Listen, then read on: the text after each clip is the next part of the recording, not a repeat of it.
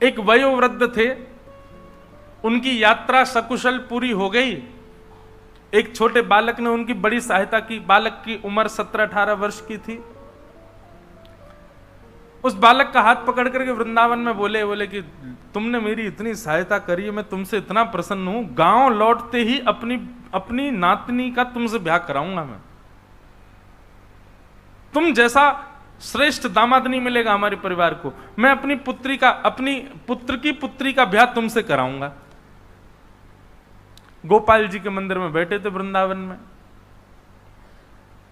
अब उस बालक की कोई ऐसी ब्याह की इच्छा नहीं थी, पर उन्होंने कह दिया तो उसके मन में भी इच्छा प्रकट होगी, चलो अच्छा है, लौट के मेरा ब्याह हो जाएगा, अच्छी बात है।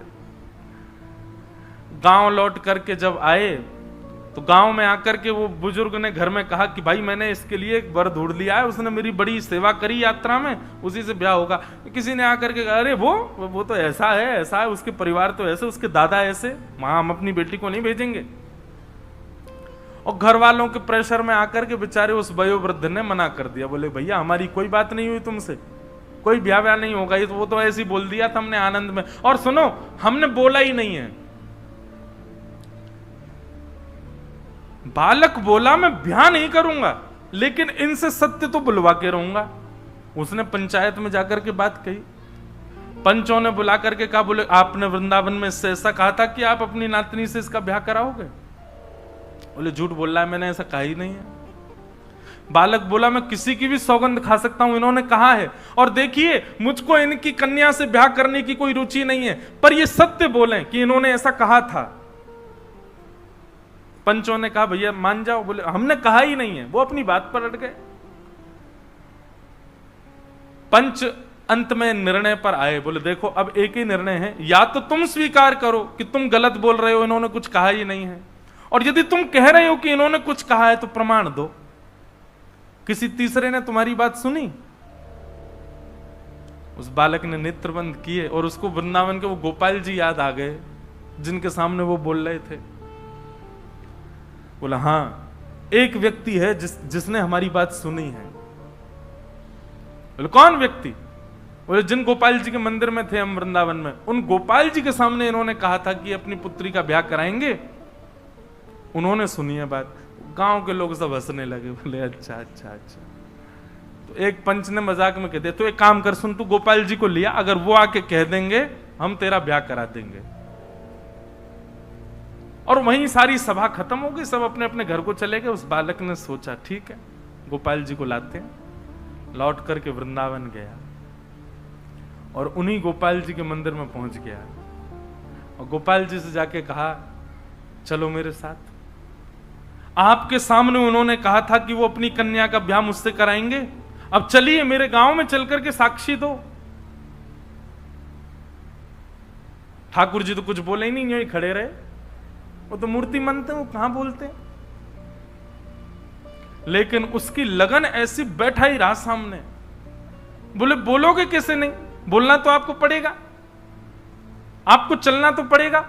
मैंने बहुत सुना है आप बड़े कृपालु, आप बड़े दयालु, आप बड़े भक्तवत्सल हो। दिखाओ अपनी भक्तवत्सलता, दिखाओ अपनी करुणा, दिखाओ अपनी दयालुता।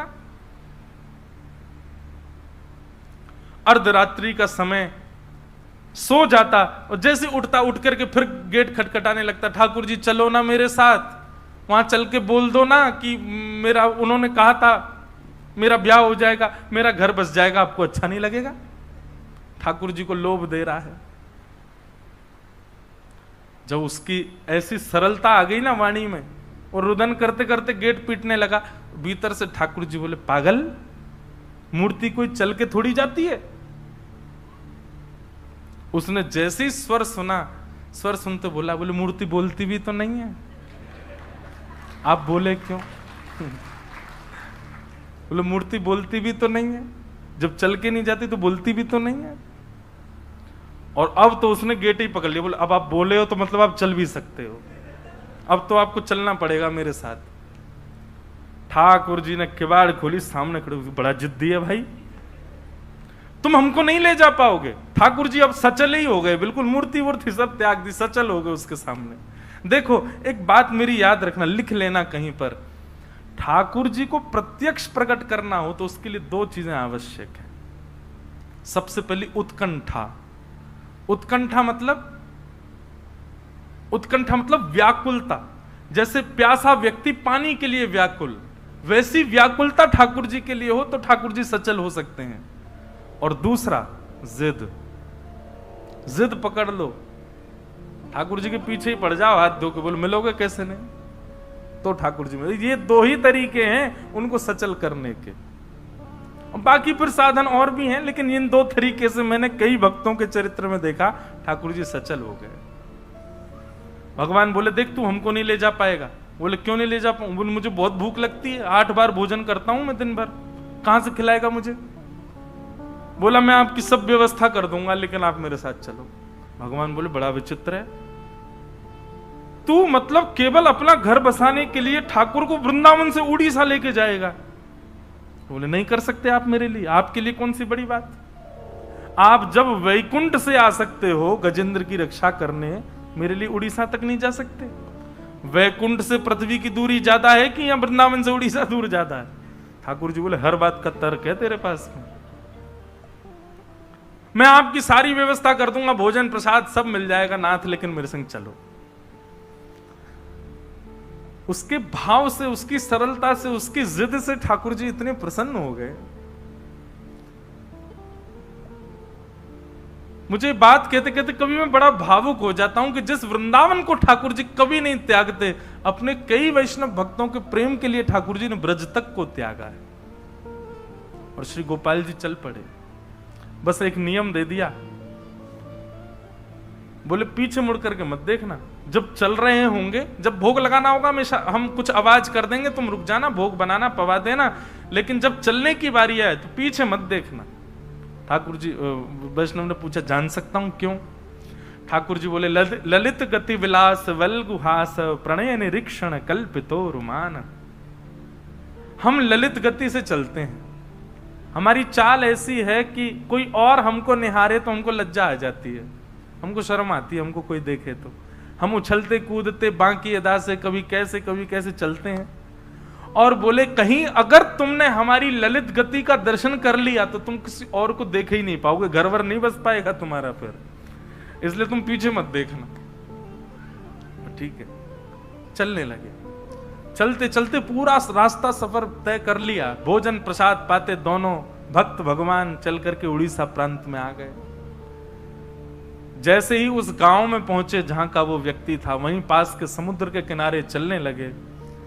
ठाकुर जी की पाजेबों की आवाज से उसको अनुभव होता था कि ठाकुर जी पीछे चल रहे हैं, लेकिन समुद्र की रेत जैसे ठाकुर जी के पायलों में भर गई तो आवाज आनी बंद हो गई। उसको संशय हुआ कि ठाकुर जी कहीं रुक तो नहीं गए, और तब तुरंत उसने पीछे देखा, ठाकुर जी ललित गति से खड़े थे, वैसे ही खड़े रह गए। बोले अब नहीं जाऊंगा, तेरे से मना करी थी पीछे मत देखना। बोले आपकी आवाज नहीं आई पैरों की, पायलों की, इसलिए देखा मैंने। भगवान बोले अब जो भी हो, अब इससे आगे नहीं जाऊंगा। 2 किलोमीटर रह गया मेरा गांव, 2-3 किलोमीटर ही तो है बस, चल दो गुरु। ठाकुर जी बोले भले आदमी, तेरे लिए हम इतने किलोमीटर चल के आ गए, गांव वालों को 2 किलोमीटर इधर लिया, यहां पे लिया। दौड़ा दौड़ा गया, सारे पंच और सारे गांव वासियों को बोला, बोले चलो चलो चलो, गोपाल जी आ गए, गोपाल जी आ गए, साक्षी देने गोपाल जी आए। गांव वालों को लगा क्या पागलपन है इसका, इतने महीनों बाद आया और यूं कह रहा गोपाल जी आ गए। गांव वालों ने जाकर के देखा, समुद्र के किनारे सुंदर एक निकुंज वन में त्रिभंग लली श्याम सुंदर प्रत्यक्ष खड़े हैं और अपनी आंखों की पलकें झपका रहे हैं। देख करके वहीं सब नतमस्तक हो गए।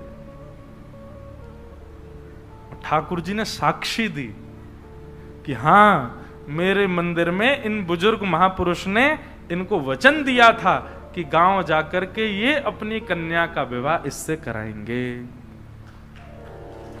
और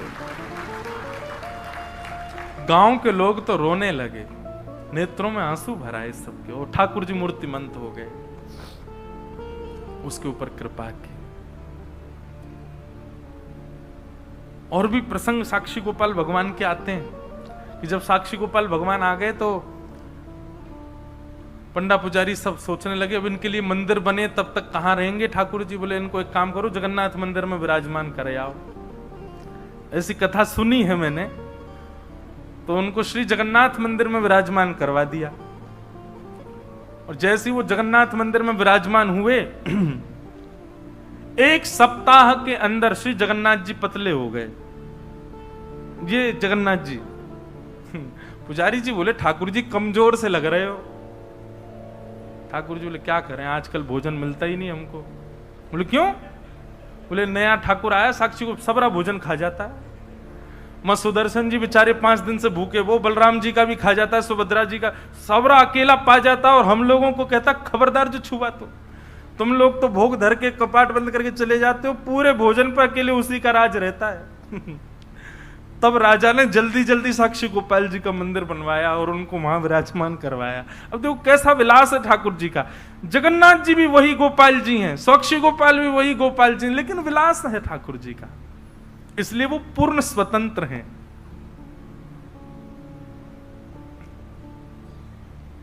और भी लीला है साक्षी गोपाल भगवान की। फिर वहां के पुजारी जी थे, उनके पुजारी जी की कन्या से उन्होंने विवाह, उसके प्रति उसके चित्त में प्रेम प्रकट हो गया।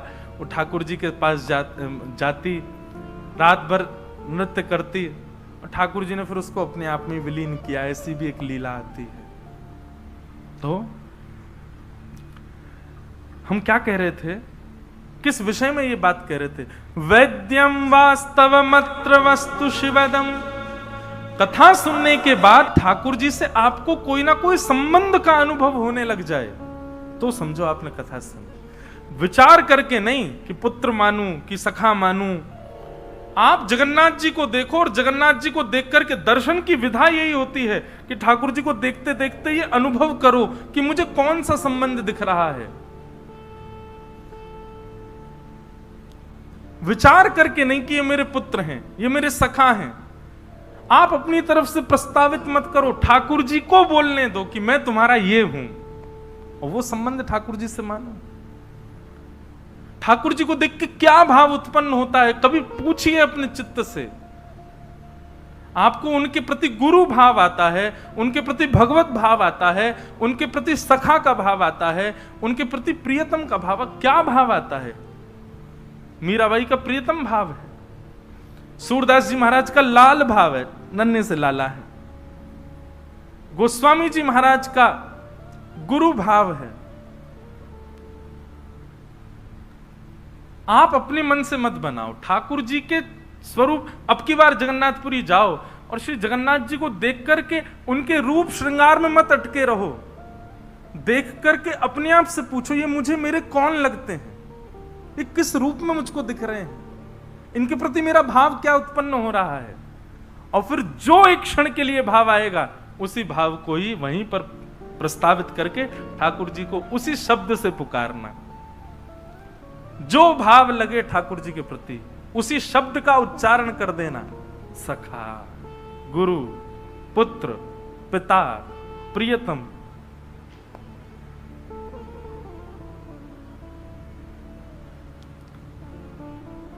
ऐसे भाव।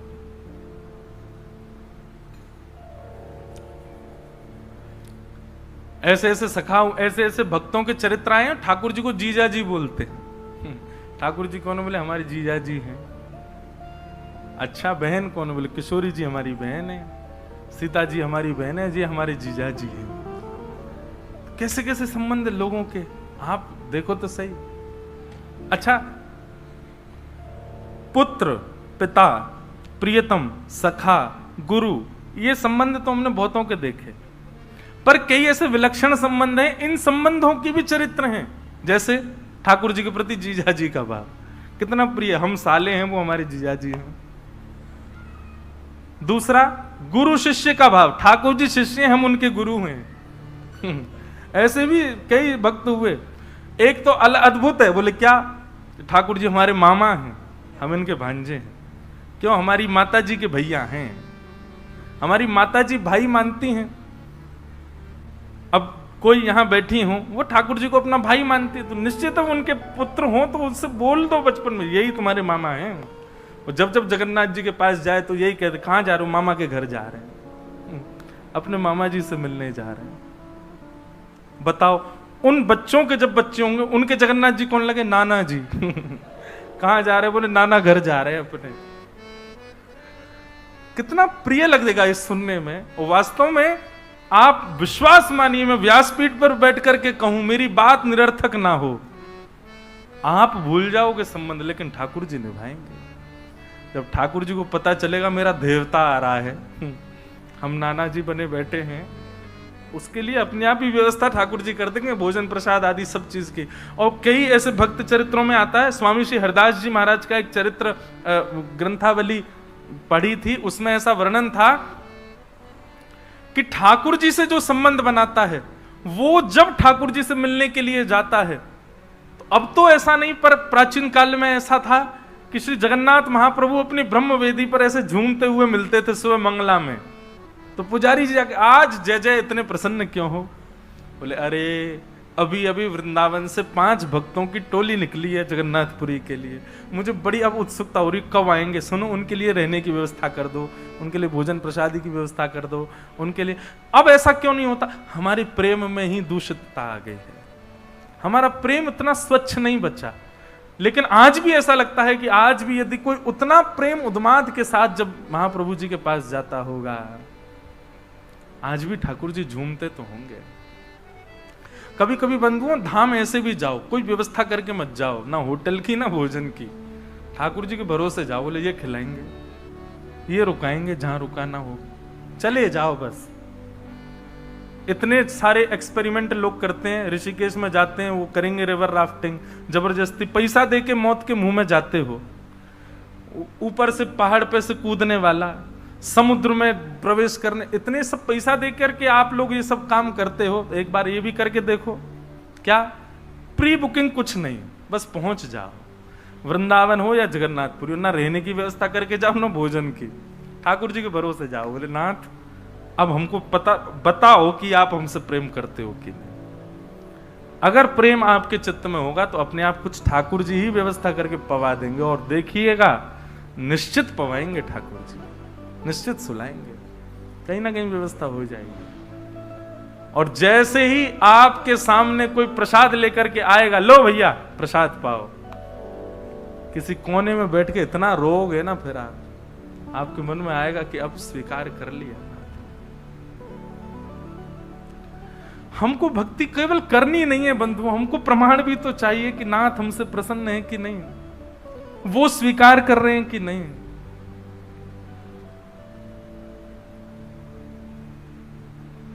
मेरा नाथ तू है, मेरा नाथ तू है, नहीं मैं अकेला, मेरे साथ तू है, मेरा नाथ तू है, मेरा नाथ तू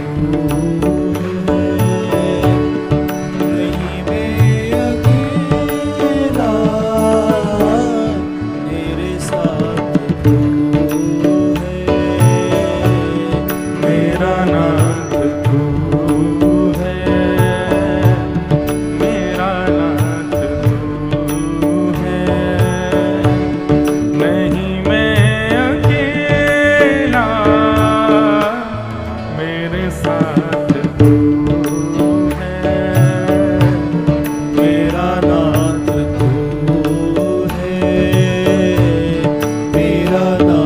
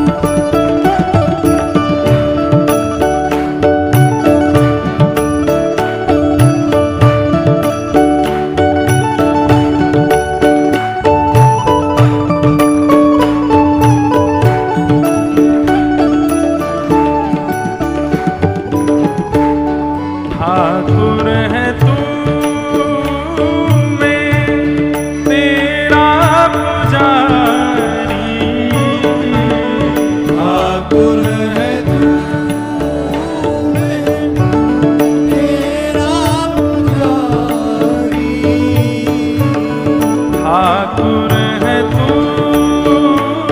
मैं तेरा पुजारी। ठाकुर है तू, तेरा पुजारी। सबसे सुंदर बात, तेरा खेल हूँ मैं, तू मेरा खिलाड़ी। तेरा खेल हूँ मैं, मेरा खिलाड़ी। एक बहुत सुंदर प्रसंग है। ठाकुर जी हमारे संग खेलते हैं। कैसे खेलते हैं? हमें रुवाए करके, हमें हंसाए करके, ये ठाकुर जी खेलते हैं हमारे साथ। हमें पीड़ा देते हैं, हमारे जीवन में संकट देते हैं। ठाकुर जी का खेल है हमारे साथ। देखो, एक बार हमारे गोवर्धन के श्री पंडित गया प्रसाद जी महाराज, उनका चित्र रहता है मेरी कथा में। ये महाप्रभु श्री पंडित श्री गया प्रसाद जी महाराज, आप श्री ठाकुर जी के बड़े प्रेमी।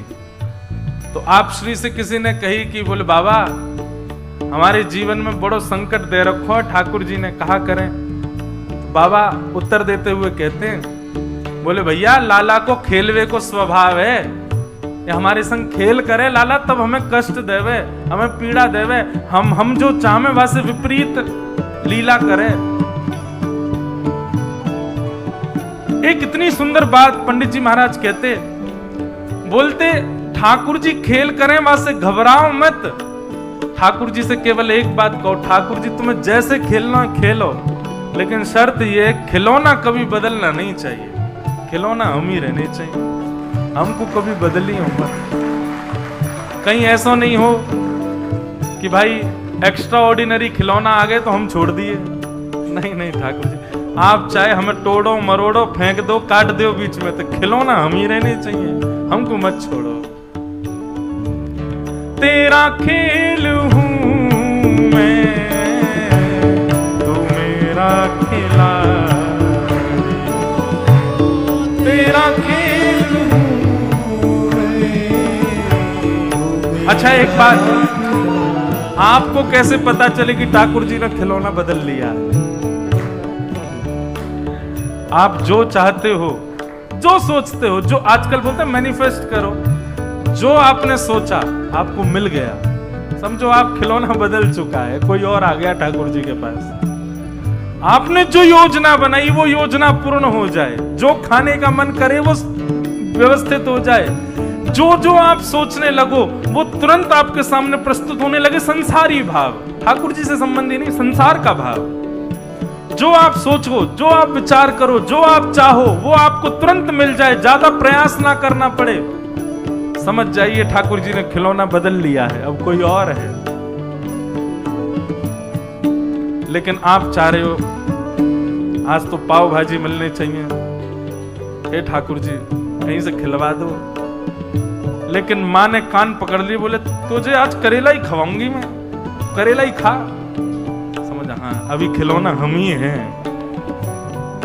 सोच रहे थे कि वहां घूमने जाएंगे, फ्लाइट ही कैंसिल हो गई, रद्द हो गई महाराज, बर्फ गिर गई ज्यादा, रास्ते बंद हो गए, ब्लॉक हो गए, नहीं जा सकते। खिलौना हम ही हैं। जो सोचते हैं, जो विचार करते हैं, संसार का भाव वो पूर्ण ना हो एक बार में, कोई ना कोई रुकावट आवे, अड़चन आवे एक बार के लिए, तो समझ जाना खिलौना आप ही हो। लेकिन बिना किसी अड़चन के और जो चाहो वो मिल जाए संसार में, समझ जाना खिलौना बदल गया है। ठाकुर है तू, मैं तेरा पुजारी। ठाकुर है तू, तेरा पुजारी। ओ तेरा खेल हूँ मैं, तू मेरा खिलाड़ी। तेरा खेल हूँ मैं, तू मेरा खिलाड़ी। मेरी जिंदगी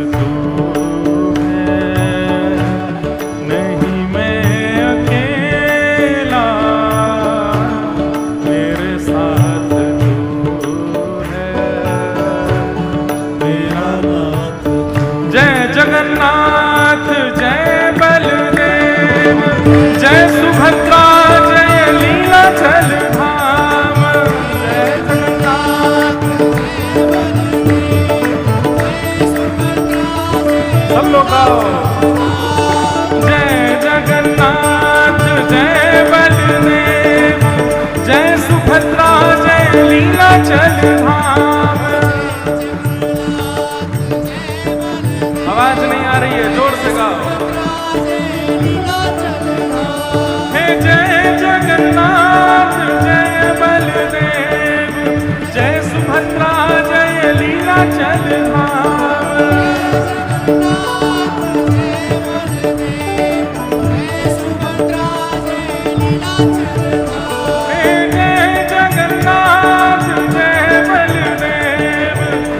सुभद्रा प्यारो लीलाचल धाम।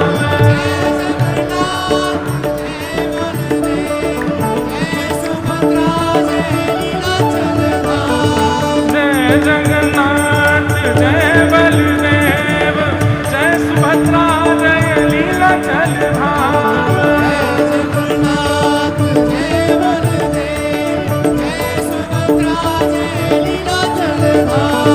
प्यारे जगन्नाथ प्यारो बलदेव प्यारी सुभद्रा प्यारो लीलाचल धाम। प्यारे बलदेव प्यारी सुभद्रा प्यारो जगन्नाथ प्यारो बलदेव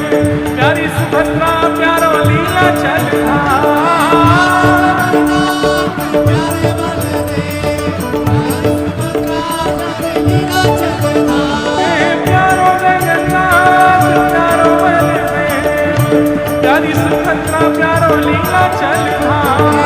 प्यारे जगन्नाथ प्यारे बलदेव प्यारी सुभद्रा प्यारो लीलाचल धाम।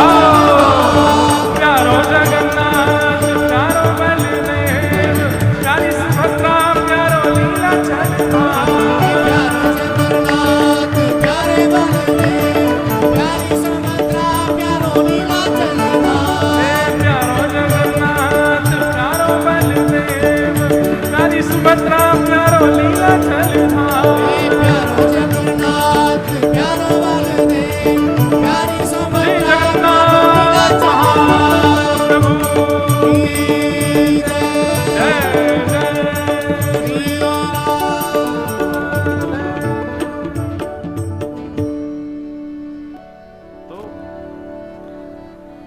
संबंध आप मत बनाओ ठाकुर जी से, ठाकुर जी को बनाने दो आपसे। और ठाकुर जी बना रहे हैं आपसे संबंध, ये आपको प्रथम दर्शन में ही अनुभव हो जाएगा।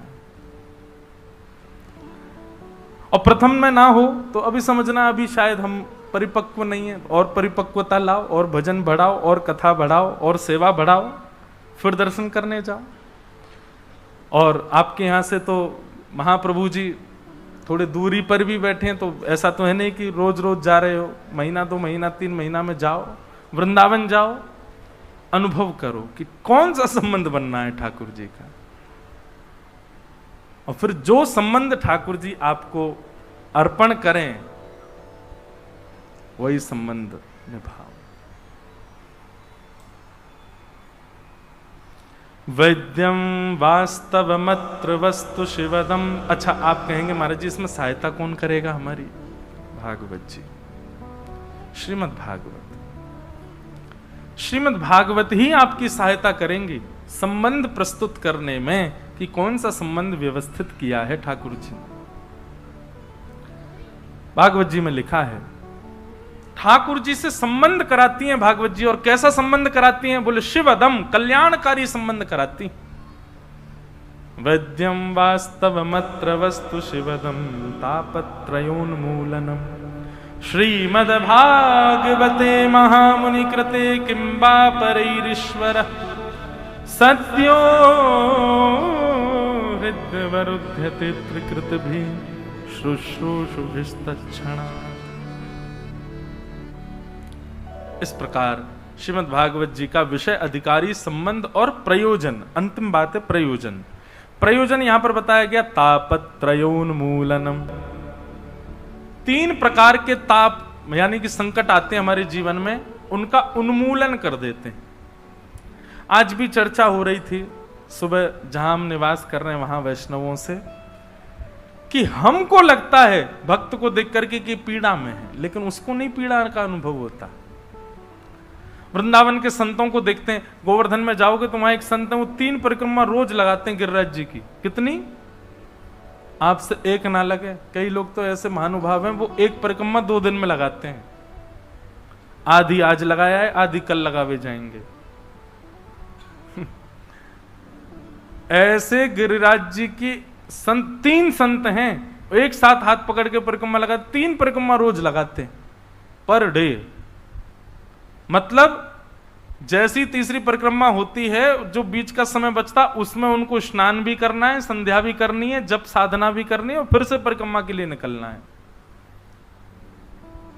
अब लोग बाग जब उनको देखते हैं तो पता क्या, ओहो कितना कष्ट हो रहा होगा। और ऐसी गर्मी में, अभी आप मौसम देख रहे हैं, हम तो 3-4 दिन पहले घबरा गए थे।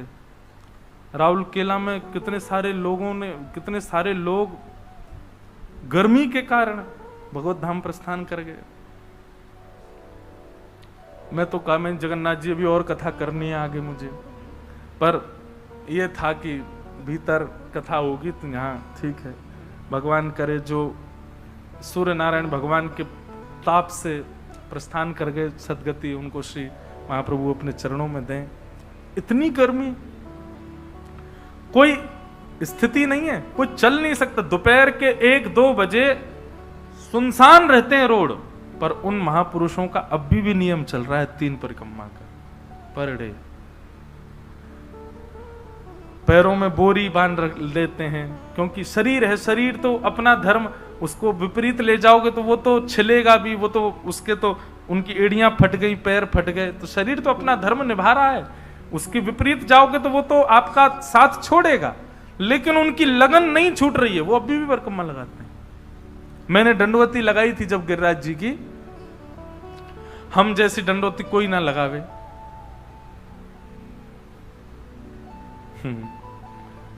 6 महीना में दंडवती लगी है हमारी। लेकिन वैसे देखा जाए तो दिन गिनोगे तो दिन तो लगे थे हमको कितने, 15-16 दिन लगे थे। लेकिन 10 दिन पहले लगा गए, फिर बची हुई जो थी वो 6 महीना बाद लगाने गए, क्यों बीच में कथाएं आ गई थी। तो वो महापुरुष तीनों मिलते थे मुझको दंडवती में, और इतने प्रेमी, इतने सुंदर महात्मा। मैं दंडवती लगाता था तो कभी ना कभी तो मिल ही जाते थे, कहीं ना कहीं उनकी परिक्रमा तो चलती रहती है। तो जैसे ही मैं लेट के दंडवती कर रहा होता था, चुपके से पीछे से आते, मेरे पांव छू लेते। मैंने कि महाराज जी ऐसे क्यों करते हो आप? तो बोले आप ब्रजवासी हो, ऊपर से कथाकार हो, ठाकुर जी की लीला सुनाते हो, बताओ दंडवती कर रहे हो, आपको प्रणाम करेंगे तो गिरिराज जी हमसे जल्दी रीझ जाएंगे। वही महापुरुष, वो भी बेचारे इसी, मैं भी यही सोचता था मुझे आज मिलेंगे, कहाँ मिलेंगे, उनको भी रहता था व्यास जी कहाँ मिलेंगे। कहीं ना कहीं थोड़ी बहुत राम राम शाम शाम होती थी। अब 10 दिन की परिक्रमा पूरी करके कथाएं आ गई तो मैं तो चला गया। उनको लगा कि परिक्रमा पूरी हो गई व्यास जी की, वो तो गए। 6 महीना बाद मैं फिर आया, अपना वो फॉर्म लेके, वो फॉर्म बिछा के लगाते हैं ना। जैसी मैंने परिक्रमा शुरू करी, बाबा आए, ओ वो तो महाराज लिपट गए। बोले भक्त तो बहुत देखे, आप जैसा नहीं देखा। 6 महीना नहीं हुए दोबारा परिक्रमा शुरू कर दी। मैंने महाराज जी दोबारा नहीं है, ये पहली चल रही है अभी। महाराज जी बोले फिर तो आपसे गया गुजरा कोई नहीं है, एक परिक्रमा में इतना समय कौन लगाता है? मैंने महाराज जी हम ब्रिजवासी ने जरूरत थोड़ी है परिक्रमा लगावे की दंडवती, इतना कष्ट पान, हम ज्यादा कष्ट में। मैंने कि दुनिया के लोगों को ज्यादा से ज्यादा बहुत मेहनत करेगा तो 12-13 दिन लगते हैं, लगातार रहे तो 12 दिन में हो जाए। और कोई बहुत तंदुरुस्त हो, बढ़िया हष्ट-पुष्ट हो तो 3-4 दिन में लगा देता है दंडवती पूरी। मैंने कि बाबा बात ऐसी है कि हमें ब्रजवासी, और हम जब कष्ट में गिरिराज जी देखे ना हमें, तो बेचारे इन्हें बहुत दया आ जाए मुंह पे। 3-4 बार लेटते हैं हम, उसके बाद 1 घंटा आराम करते हैं। मैंने गिरिराज जी बार यूं के, तू काई को कष्ट पा रहा हो भैया, तू तो आराम कर, बैठो रहे, काई को इतना श्रम कर रहे हो। और दूसरा भाव, मैंने महाराज जी घर आया मेहमान, यदि अखर रहा हो तो यूं रहती जल्दी जाए, लेकिन घर आया मेहमान प्रिय लग जाए तो और रुक जाए 2-4 दिन। मैंने कि 5-6 दिन में दंडवती पूरी करके चलो जाऊंगो तो यूं मानूंगा कि गिरिराज बाबा ने होगी जल्दी जा, तू परेशान कर रहा है। मैं 6 महीना तो यहीं पढ़ूं, यहाँ गिरिराज जी ने पकड़ रखो, तू कहीं मत जा, तू यहीं रहे, मेरे पास ही रहे, तू काहे को जावे कहीं। तो बोले तुम सब ब्रजवासियों पे उत्तर सारे हैं। मैंने कि और नहीं, वो तो है यही मार तो ब्रजवासी। तो 3 परिक्रमा रोज लगाते हैं गिरिराज जी की। अब देखने वालों को तो लगता है कि कितने कष्ट में, हाय राम, पर उनसे पूछो नहीं, परम सुखी है, परम आनंद में। तो ये जो बात यहां पर लिखी है, तापत त्रयोन्मूलनम, ठाकुर जी की शरणागति लेने वाले व्यक्ति के ऊपर कष्ट नहीं आते, ऐसा नहीं है, कष्ट आते हैं पर अनुभव नहीं होते, उसको पता नहीं लगते। मैं कथाओं में कहा करता हूं कि भक्ति क्या है, एनेस्थीसिया का इंजेक्शन है। सुन्न पड़ गए हो, फिर चाहे आपको कोई बुरा बोल जाए आपको बुरा नहीं लगता, आपके साथ कोई गलत कर जाए आपको गलत नहीं लगता, आपके साथ कितना भी कुछ अपराध, कितना भी जीवन में संकट आ जाए, आप प्रसन्न ही रहोगे, क्योंकि सुन्न पड़ चुके हो। भक्ति का रंग जब चढ़े तब संसार के विषय भोग, संसार की विचलनता आपको विचलित नहीं करती। अच्छा, इसका मतलब ऐसा नहीं है कि आप पूर्ण रूपेण उस चीज से, स्थिति से बाहर आ गए हो, थोड़े थोड़े आओगे लेकिन आ जाओगे। जैसे कोई बहुत बड़ा काम महीनों से रुका हुआ अचानक से वो निरस्त ही हो गया, हुआ ही नहीं, खत्म ही हो गया पूर्ण रूपेण। अब संसारी व्यक्ति होगा ना, वो तो टूट जाएगा, डिप्रेशन में चला जाएगा और हो सकता है आत्महत्या भी कर ले। लेकिन वैष्णव क्या करेगा? वैष्णव थोड़ी देर के लिए चिंता में जा सकता है, परंतु फिर से नवीन भाव में आएगा, प्रसन्न हो जाएगा, कोई बात नहीं, ठाकुर जी की यही इच्छा है, प्रणाम करके आगे बढ़ेगा। वो विचलित उस चीज पर ज्यादा विचलन नहीं कर सकता। और माफ कीजिए, कोई भी चिंता जीवन में आवे, यदि वो 1-1.5 घंटे से अधिक आपके सिर पर हावी हो रही है तो आप वैष्णव नहीं हो। 1-1.5 घंटा भी ज्यादा बोल रहा हूं मैं, पर इतनी देर में, थोड़ी देर, कलयुग का समय है ना, मिलावट वाला भोजन करते हैं तो इतना तो हमारा मन शुद्ध नहीं है।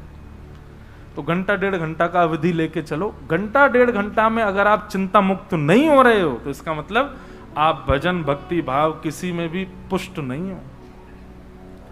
आपको 1-1.5 घंटा, 2 घंटे के अंदर उस चीज से निकलना है, तुरंत ठीक होना है, फिर से प्रसन्न होना है, फिर से उठ करके चल देना है, तो समझो कि आप वैष्णव। चिंता में पड़े, बिस्तर में पड़े, 3 दिन हो गए नहा ही नहीं रहे, क्या संसार है, अरे सब ऐसे ही है, यूं है, कोई अपना नहीं है, सब ये है, अरे अब तो कोई जीवन की आशा नहीं, मर जाए बस। ये महासंसारी व्यक्ति का लक्षण है।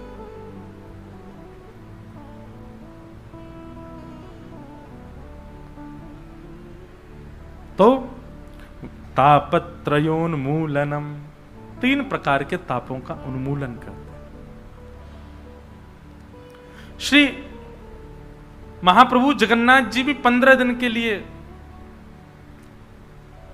कष्ट में जाते हैं। ठाकुर जी को कष्ट नहीं होता। अब देखो यहां भी नियम तोड़ दिया ठाकुर जी ने। ठाकुर जी को किस बात का कष्ट हो सकता है? परंतु अपने भक्त के भाव को अपने ऊपर धारण करने के लिए ठाकुर जी पीड़ा में चले जाते। और उसके पीछे एक और बात है कि महाप्रभु जगन्नाथ जी कभी एकादशी व्रत नहीं करते। क्यों?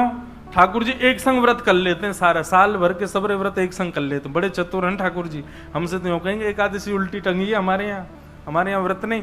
वो स्कंद पुराण में लिखा है कि एकादशी वाले दिन तो आकंठ भोजन करना चाहिए, मतलब और दिन से ज्यादा भोजन करना चाहिए जगन्नाथपुरी में। लेकिन एक बात बहुत सुंदर, बहुत ध्यान से सुनिएगा, एकादशी के दिन यदि आप जगन्नाथपुरी में हो तो वहां सबसे पूछते मत डोलो, महाप्रसाद पालें, यहां तो लगती नहीं ना एकादशी, यहां तो। इसका मतलब क्या है? आपके अंदर ये दोष बुद्धि है कि वो चावल है। वो चावल नहीं है, वो महाप्रसाद गोविंद है। महाप्रभु श्री चैतन्य महाप्रभु कहते हैं वो साक्षात गोविंद हैं।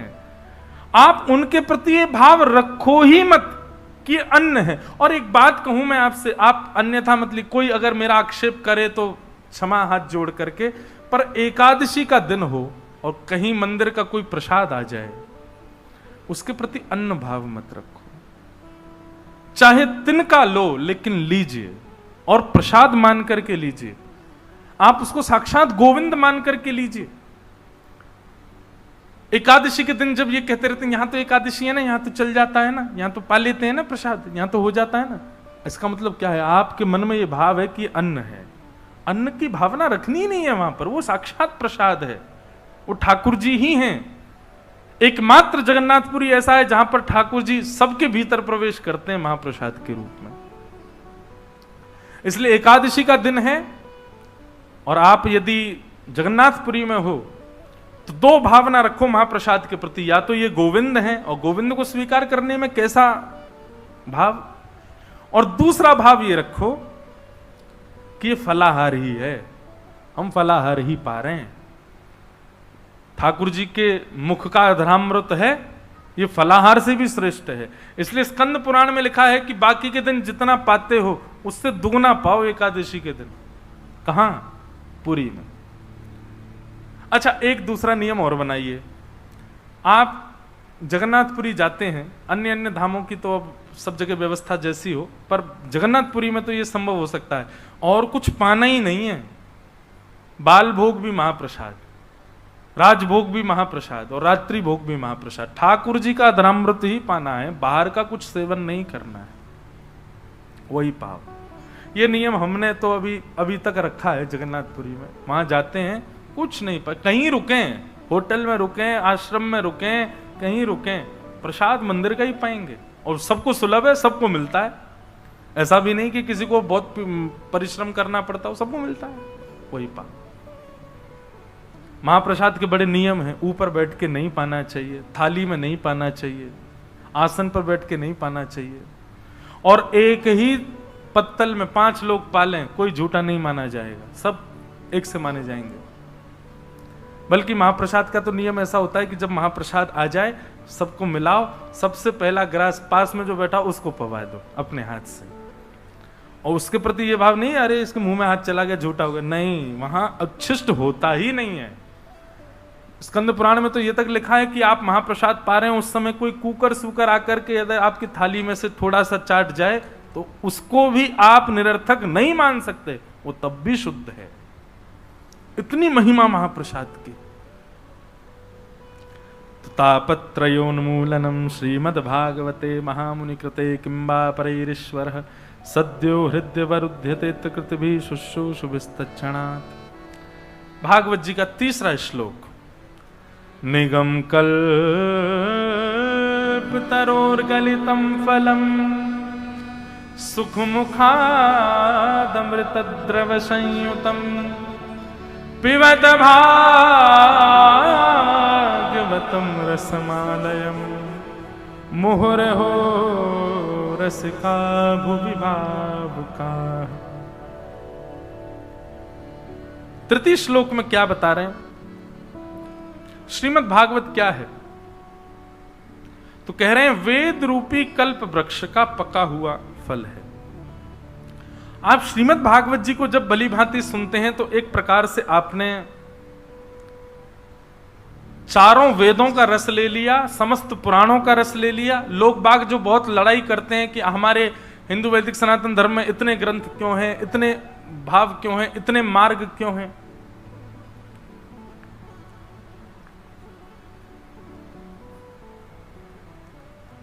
एक बात बहुत ध्यान से सुनिए। कई लोग आक्षेप करते हैं इतने देवी देवता हिंदू धर्म में क्यों, इतने ग्रंथ पुराण हिंदू धर्म में क्यों? उन लोगों को एक उत्तर दीजिएगा। किसी व्यक्ति ने व्यापार शुरू किया, एक दुकान से शुरू किया और 100 साल निकल गए। सिंस लिखा रहता 1985, अभी चल रहा 2024, सिंस 1924, मतलब 100 साल हो गए लेकिन अभी तक एक दुकान नहीं है उसकी। और किसी व्यक्ति ने व्यापार दुकान से शुरू किया, इस नगर में फैक्ट्री, उस नगर में फैक्ट्री, वहां चले जाओ वहां व्यापार, वहां चले जाओ दुकानें खुली। महाराज दुनिया भर के पूरे विश्व भर में उसने अपने अपने प्लेटफॉर्म खोल दिए, अपने फ्रेंचाइजी डाल दी।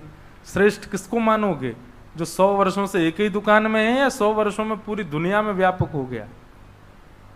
तो ऐसा ही मानिए कि हमारे वेदव्यास जी महाराज ने, जिन्होंने इन सब ग्रंथों की रचना की, उन्होंने ग्रंथ की रचना इतनी विस्तार तत्व में कर दी, इतना विस्तार हो गया, इतना उनका बिजनेस फैल गया कि हमारे हिंदू वैदिक सनातन धर्म इतना विशाल हो गया, इतना महान हो गया, इतना विस्तृत हो गया, तो एक जगह स्थिर नहीं है, सब जगह है, सब जगह व्याप्त है। इतने देवी देवता, उसके पीछे भी कारण।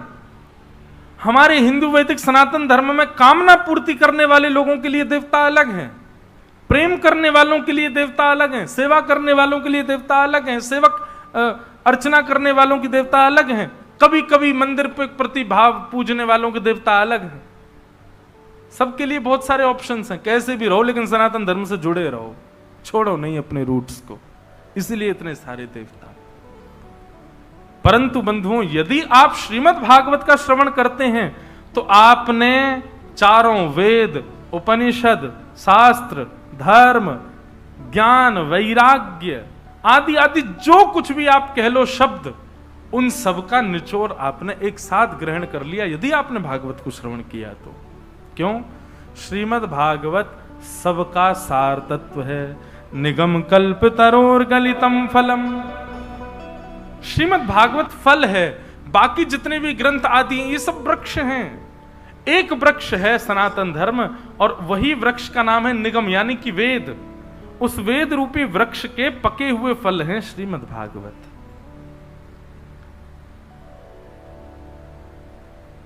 रस वृक्ष ने डाला है, फल को वृक्ष ने जन्म दिया है, परंतु क्षुधा निवृत्ति और रस की प्राप्ति फल से ही होती है, वृक्ष से नहीं होती। तो इसलिए श्रीमद् भागवत क्या है? फल है। निगम कल्प तरोर गलितम फलम। श्रीमद् भागवत फल है। इसीलिए मैं कथा में कहा करता हूं कि आप अन्य कोई भी कथा सुनो, अन्य किसी भी मार्ग पर जाओ, आप फल की कामना करो, पर भागवत जी से कभी फल की कामना मत करना कि हमको ये मिल जाए, हमको वो मिल जाए, और कुछ, क्योंकि कुछ मिलेगा ही नहीं। क्यों? ये स्वयं फल हैं। फल से फल नहीं मांगा जाता, फल से रस मांगा जाता है। फल से क्या मांगा जाता है? रस। यहां तो रस की कामना से आओ, फल की कामना से नहीं। मैं बताया करता हूं, एक जगह मेरी कथा थी तो एक माता जी प्रणाम करने आई मंच पे, 7वां दिन था, कथा विश्राम। मुझसे आके प्रणाम, महाराज जी बहुत अच्छी कथा सुनाई आपने। मैंने कहा अच्छा। साथ में उनकी बहू थी, प्रणाम करो महाराज जी, प्रणाम। महाराज जी इसको फल दे दो, हमारे नाती नहीं है। मैंने कहा मैया फल कहां से लाऊं मैं? बोले नहीं, मैं पहले दिन ही आपकी चौकी के नीचे धर गई थी। मैंने कहा अच्छा। मैंने हाथ डाल के देखा, फल निकाले आए। बोले आप दे दो, हमारे घर लाला आ जाए, हमारे घर एक संतान आ जाए। फल जब दे रहा था ना, तब मेरे मन में एक बात आई कि इतनी योजना बनाई इन्होंने, मेरे बिना बताए, मुझसे बिना पूछे ही मेरी चौकी के नीचे फल धर गई। 7 दिन में इन्होंने ये सोच लिया कि वो फल अभिमंत्रित हो गया होगा, अब हमारी बहू खाएगी तो हमारे घर में संतान आएगी। मैंने कहा इतनी योजना इन्होंने इस भाव से बनाई होती कि इस फल को हमारा पूरा परिवार खाए तो हमारे घर में साक्षात ठाकुर जी प्रकट हो जाएं, हमारे घर में भक्ति प्रकट हो जाए, हमारे घर में वृंदावन प्रकट हो जाए। ऐसी परिकल्पना नहीं की इन्होंने। इतनी सब योजना बना करके भी मांगा संसारी।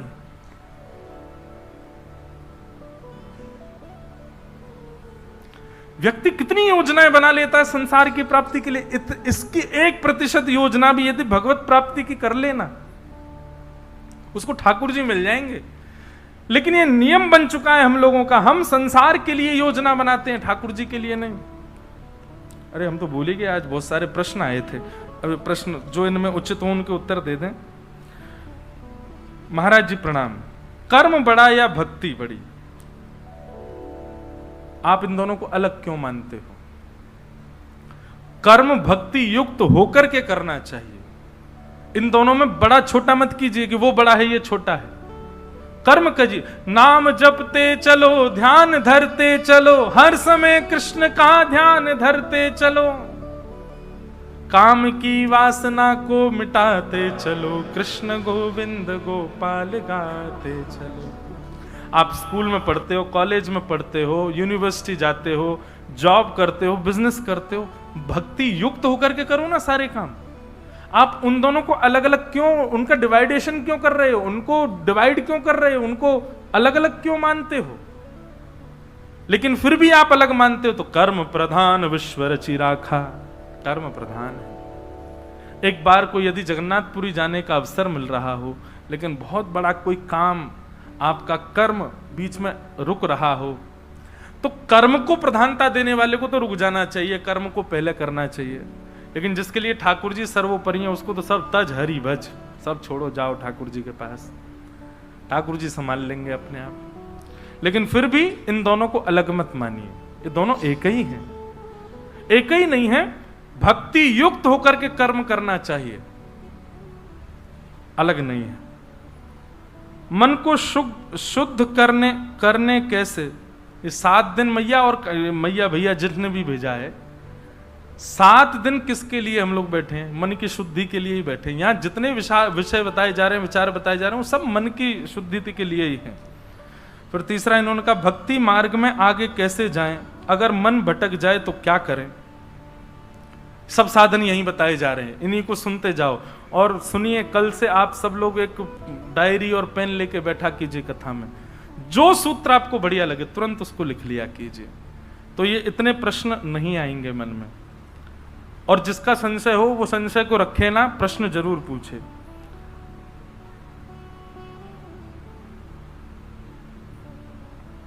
भक्ति से संतुष्ट न होना समझ में आता है, पर व्यापार से संतुष्ट होने वाली बात विस्तार से बताइए।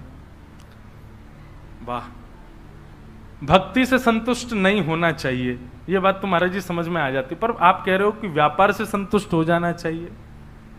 इस बात को बताओ। देखो, ये हमने इस परिप्रेक्ष्य में कहा था, जिसके लिए भक्ति प्रधान है, जिसके लिए जो वस्तु प्रधान है उससे कभी संतुष्ट मत हो, इसीलिए उसमें गति प्राप्त करोगे।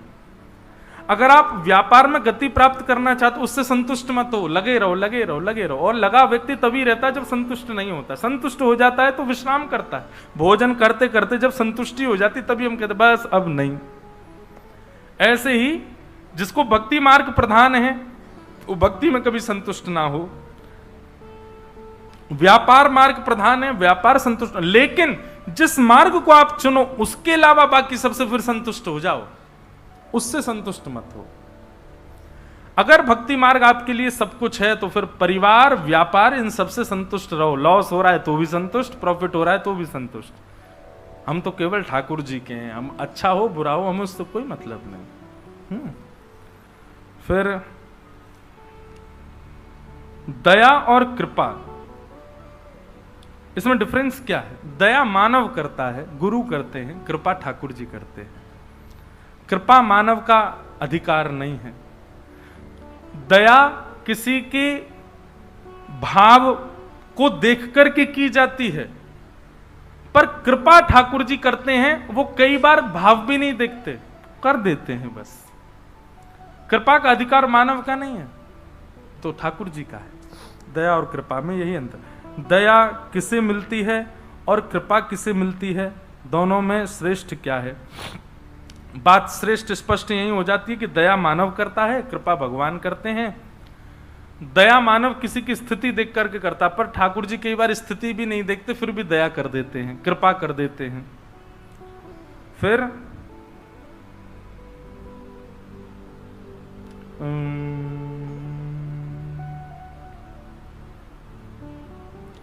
राधा रमण जी की भक्ति में आगे बढ़ना है, मैं क्या करूं?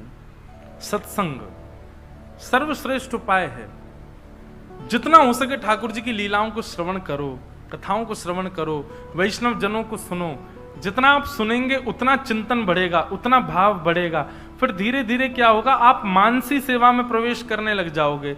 आपकी मस्तिष्क ही एक अलग सेवा करने लग जाएगा, उससे अपने आप आपका प्रेम उन्माद बढ़ेगा।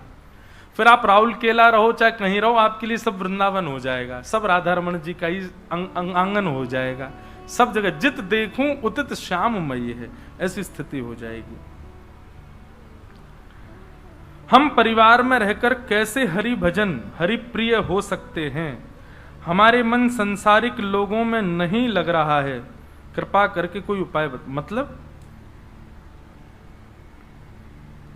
हमारा मन संसारिक लोगों में नहीं लग रहा है तो अच्छी बात है, ये तो संसारिक लोगों में ना लगे। पर इनका भाव ये है, मैं समझ गया, इनका भाव ये है कि हमारा संसार में मन लग नहीं रहा, लेकिन परिवार में रह करके भजन करना। अब कैसे करें, परिवार में मन ही नहीं है, हमारी इच्छा ही नहीं है। देखो, किसी भी बच्चे का स्कूल में मन नहीं लगता, पर वो स्कूल क्यों जाता है? पढ़ना तो है, माता पिता पैसा खर्च कर रहे हैं, बनना तो है। हमको लगता है कि बच्चा हॉस्टल गया है, बहुत खुशी, बेचारा खुश नहीं होता, वो उसको याद आती है अपने घर की। किसी को भी अच्छा नहीं लगता हॉस्टल में रहना, और जिन बच्चों को बहुत अच्छा लगता है हॉस्टल में रहना, स्कूल में रहना, वो पता नहीं कहां से आते हैं, वो कोई एंजल ही होते होंगे, हमको तो नहीं लगता कि वो बच्चा सबका विद्रोही बन जाता था, जो टीचर के आते ही बोलता, मैम आपने कल एक होमवर्क दिया था, चेक कर लीजिए। उसको सारे बच्चे खींचते, तू तेरे को क्यों जबरदस्ती होती बताने की है। जो ऐसे बच्चे होते हैं जिनको स्कूल बहुत अच्छा लगता है, टीचर्स बहुत अच्छे लगते हैं, काम बहुत अच्छा लगता है, वो सारे बच्चों को अच्छा नहीं लगता। तो स्कूल जाना किसी को प्रिय नहीं होता, पर फिर भी बालक किस बुद्धि से जाता है? व्यापार पे जाना किसी को अच्छा नहीं लगता, पर किस बुद्धि से जाते हैं? वो एक हमारा कर्तव्य है, वो हमको करना है। भक्ति भाव जीवन में आ जाए और उसके बाद संसार ही अच्छा ना लगे, ठाकुर जी की कृपा है, पर फिर भी आपको त्याग नहीं करना है। उसके पीछे कारण है कि अभी समय परिवर्तित हो गया है, अब कलयुग का वो स्थिति चल रही है कि आप यहां पर त्याग नहीं कर सकते। मीराबाई का समय नहीं रहा, अब ये प्राचीन काल का वो समय नहीं रहा है कि आप सब छोड़ करके और सब चले। मीराबाई ने भी, प्रसंग आता है कि मीराबाई ने वर्षों तक अपने ससुराल वालों का भी त्याग नहीं किया, जबकि उनके पतिदेव की मृत्यु हो चुकी थी। उसके बाद भी मीराबाई वहीं रहती थी, इतनी परेशानियां झेलते हुए भी रहती थी। एक दिन जब अति हो गई और बहुत वर्ष निकल गए सहते सहते मीराबाई को, तब एक बार मीराबाई ने गोस्वामी जी को पत्र लिखा, गोस्वामी तुलसीदास जी को, कि मैं क्या करूं, मैं ऐसे परिवार में रहती हूं, मैं इनको छोड़ना नहीं चाहती, मैं इनको त्यागना नहीं चाहती, पर मैं क्या करूं? मेरी भक्ति और मेरे ठाकुर जी के प्रति यदि आक्षेप करने वाला परिवार हो तो ऐसे परिवार के प्रति मैं क्या भावना रखूं? तब गोस्वामी जी ने उत्तर के रूप में चौपाई लिख करके भेजी, जाके ही न राम वही देही तजिए ताही कोटि वही रिसम यद्यपि परम स्नेही। जिसके हृदय में राम जी नहीं है, वैदेही सीता नहीं है, हे मीराबाई, तजिए ताही कोटि वही रिसम यद्यपि परम स्नेही, चाहे वो कितना भी स्नेही क्यों ना हो, उसको तुरंत त्याग दो। तब मीराबाई ने गृह त्याग किया। हम उस स्थिति में नहीं पहुंचे, तो इसलिए कर्तव्य मान करके परिवार में रहो। प्रहलाद जी ने त्याग नहीं किया अपने पिताजी का, प्रहलाद जी ने त्याग नहीं किया अपने राक्षस कुल का, वहीं रहे, वहीं रहकर के नृसिंह भगवान को प्रकट कर दिया। इसलिए हमेशा भाग जाना उपाय नहीं होता, रुको, डटो और थोड़ा सौम्य भाव से प्रतीक्षा करो ठाकुर जी की। तो ये कुछ प्रश्न हैं। महाराज जी, आपके चरणों में दंडवत प्रणाम। मैं 12 साल की हूं और मैं भक्ति में जीवन जीना चाहती हूं। मेरा बहुत मन है कंठी धारण करूं और शुद्ध जीवन जीऊं, पर मेरे घर में प्याज लहसुन आदि व्यवहार होता है और घर में धार्मिक माहौल का अभाव है। ऐसा क्या करें जिससे मेरे घर का माहौल परिवर्तित हो जाए? मैं हॉस्टल में रहती हूं तो वहां में सब पात्र सामान होते हैं, तो इस तरह के वातावरण में अपने आप को किस प्रकार पवित्र रख के मैं भक्ति में जीवन जीऊं? और क्या ऐसे सेवा के रहते हुए भी क्या मैं श्री तुलसी जी को कंठ में धारण कर सकती हूं? सबसे पहले तो 12 साल की एक बालिका है, उनका ये भाव है। देखो, अभी अभी हमने उदाहरण में एक बात कही थी, प्रहलाद जी की आयु कितनी थी? 4.5-5 वर्ष की। उन्होंने ना तो अपने पिता का त्याग किया, ना परिवार का त्याग किया, ना राक्षस कुल का त्याग किया, ना कुछ भी। पिता ने राक्षस विद्यालय में भेजा कि वहां राक्षसी विद्या सीखने को, तो प्रहलाद जी वहां भी गए और राक्षसी विद्या सीख रहे थे। देखो, जब आप जानते हैं कि आपका वातावरण और आपकी स्थिति, आपका माहौल जन्म से ही ऐसा बन चुका है कि उसमें आप ज्यादा परिवर्तन नहीं कर सकते, आपके हृदय में ठाकुर जी आकर के विराजमान हो गए, तो अब यहां पर एक भाव रख सकते हैं कि आप बाह्य जो भी वस्तु स्वीकार कर रहे हैं उसको केवल व्यवहार मात्र मानो। व्यवहार मतलब नाटक मात्र करो। वो केवल आपका देह स्वीकार कर रहा है, देह को जीवित रखने के लिए आप उस चीज का उपभोग कर रहे हो। केवल इतनी बुद्धि रखो, मन से आप परम शुद्ध रहो, मन को पवित्र रखो, और मन को पवित्र रखने के लिए ठाकुर जी का स्मरण, चिंतन और नाम जप करो। तुलसी माला कंठ में धारण करने के लिए विधान तो ऐसा है कि आपको प्याज लहसुन भी नहीं खानी चाहिए, लेकिन यदि आपको खाना ही पड़ेगा, ऐसा कोई उपचार ही नहीं बचा, तो क्या किया जाए? आप कंठ में न धारण करके उनको समीप रखो और नित्य सुबह स्नान करने के बाद शुद्ध पवित्र अवस्था में अपने 12 अंगों पर उसका स्पर्श कराओ, और नित्य मानसिक कंठीय माला धारण कर लो। नेत्र बंद करके मन में ऐसा भाव रखो कि हमने गले में तुलसी माला पहन रखी है, हमारे कंठ में तुलसी जी विराजमान है, और ऐसा विराजमान करके भाव रख के फिर नाम जप करो। हमारे यहाँ मानसी सेवा को प्रत्यक्ष सेवा से ज्यादा श्रेष्ठ माना गया है। आप प्रत्यक्ष ठाकुर जी की सेवा करते हैं, वो गौड़ मानी जाती है, पर आप मानसी सेवा में रहते हैं, उसको ज्यादा प्रमाणित माना जाता है। क्योंकि मैं ऐसा मानता हूं कि आप तुलसी जी गले में धारण करेंगे, उसके बाद कुछ अन्य वस्तु सेवन करेंगे, तो कहीं ना कहीं वो कंठ से स्पर्श होके जाएगी, तुलसी जी को उससे श्रम ना हो, कष्ट ना हो। उसके लिए मानसी तुलसी धारण करो, मन से, मन में भाव रखो और प्रतीक्षा करो जब तक शुद्ध ना हो जाए तब तक। अभी आयु बहुत छोटी है, 12 वर्ष की है, कुछ वर्ष और प्रतीक्षा करो। उस वर्ष के बाद ये प्रमाणित ठाकुर जी करेंगे, ठाकुर जी सब व्यवस्था करेंगे, सब कुछ आपके अनुकूल शुद्ध हो जाएगा, उसके बाद सब करिएगा। तब तक मानसी सेवा में प्रवृत्त रहो। बोलो वृंदावन बिहारी लाल। तो ये कुछ भाव, कुछ प्रश्न हैं। तो वेद रूपी कल्प वृक्ष का पका हुआ फल श्रीमद् भागवत, और ऐसी भागवत को क्या करना है? बोले पिबत भागवतम रसमालयम।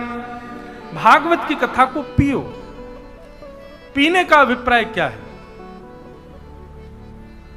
हम जो वस्तु पान करते हैं, जो वस्तु खाते हैं, जिस वस्तु का सेवन करते हैं, वो कुछ क्षण में ही हमारे तन में दिखने लग जाती है। दिखने लग जाती मतलब उसका असर हमारे तन के ऊपर होता है। ठंडा पानी पीते हैं अपने आप शीतल हो जाते हैं, गर्म पानी पीते हैं तो अपने आप उष्ण हो जाते हैं। हम ज्यादा घी खाते हैं, ज्यादा कुछ तला हुआ पाते हैं, तो फिर कुछ दिनों में हमारा शरीर दिखने लग जाता है, हाँ खाते पीते हैं। हम दवाइयां लेते हैं, औषधियां लेते हैं बहुत ज्यादा, तो औषधि भी दिखने लग जाती है। हम मद्यपान करते हैं तो भी हमारे चेहरे से दिखने लग जाता है। हम जो खाते पीते हैं वो हमारे अंग प्रत्यंगों से दिखने लग जाता है। ऐसे ही भागवत की कथा को सुनो मत, पियो, ताकि पी करके जब आप संसार में जाओ तो आपके तन से पता लगने लगे कि आप वैष्णव हो। आपके अंग प्रत्यंगों से ही पता लग जाए कि आप कथा के श्रोता हो। बंधुओं, वैष्णव की बैठने की स्थिति, वैष्णव की चलने का तरीका, वैष्णव के आंख खोलना बंद करने का तरीका, वैष्णव के मुस्कुराने का तरीका, वो सब अलग होता है। पता चल जाता है कि ये वैष्णव है कि नहीं। उसके बैठने का, अभी सुखासन में हम लोग बैठे हैं, इस सुखासन में बैठा कैसे है व्यक्ति, उससे पता चल जाता है कि वैष्णव है कि नहीं है। वो भोजन क्या पाता है, वो जब बोलता है तो किन शब्दों का प्रयोग करता है, उससे पता चल जाता है कि ये वैष्णव है कि नहीं। तो जब आप कथा सुनते हैं तब ये सब नहीं होता। जब आप पीना प्रारंभ कर दे, पीना मतलब कथा को रमाने लगते हैं अपने भीतर, तो आपकी शब्दावली, आपकी देखने की दृष्टि, आपके विचार करने का नियम, आपका चलना फिरना, उठना बैठना, हाथों का घूमना, उन सब में परिवर्तन आ जाता है और पता लगने लगता है कि आप वैष्णव हो।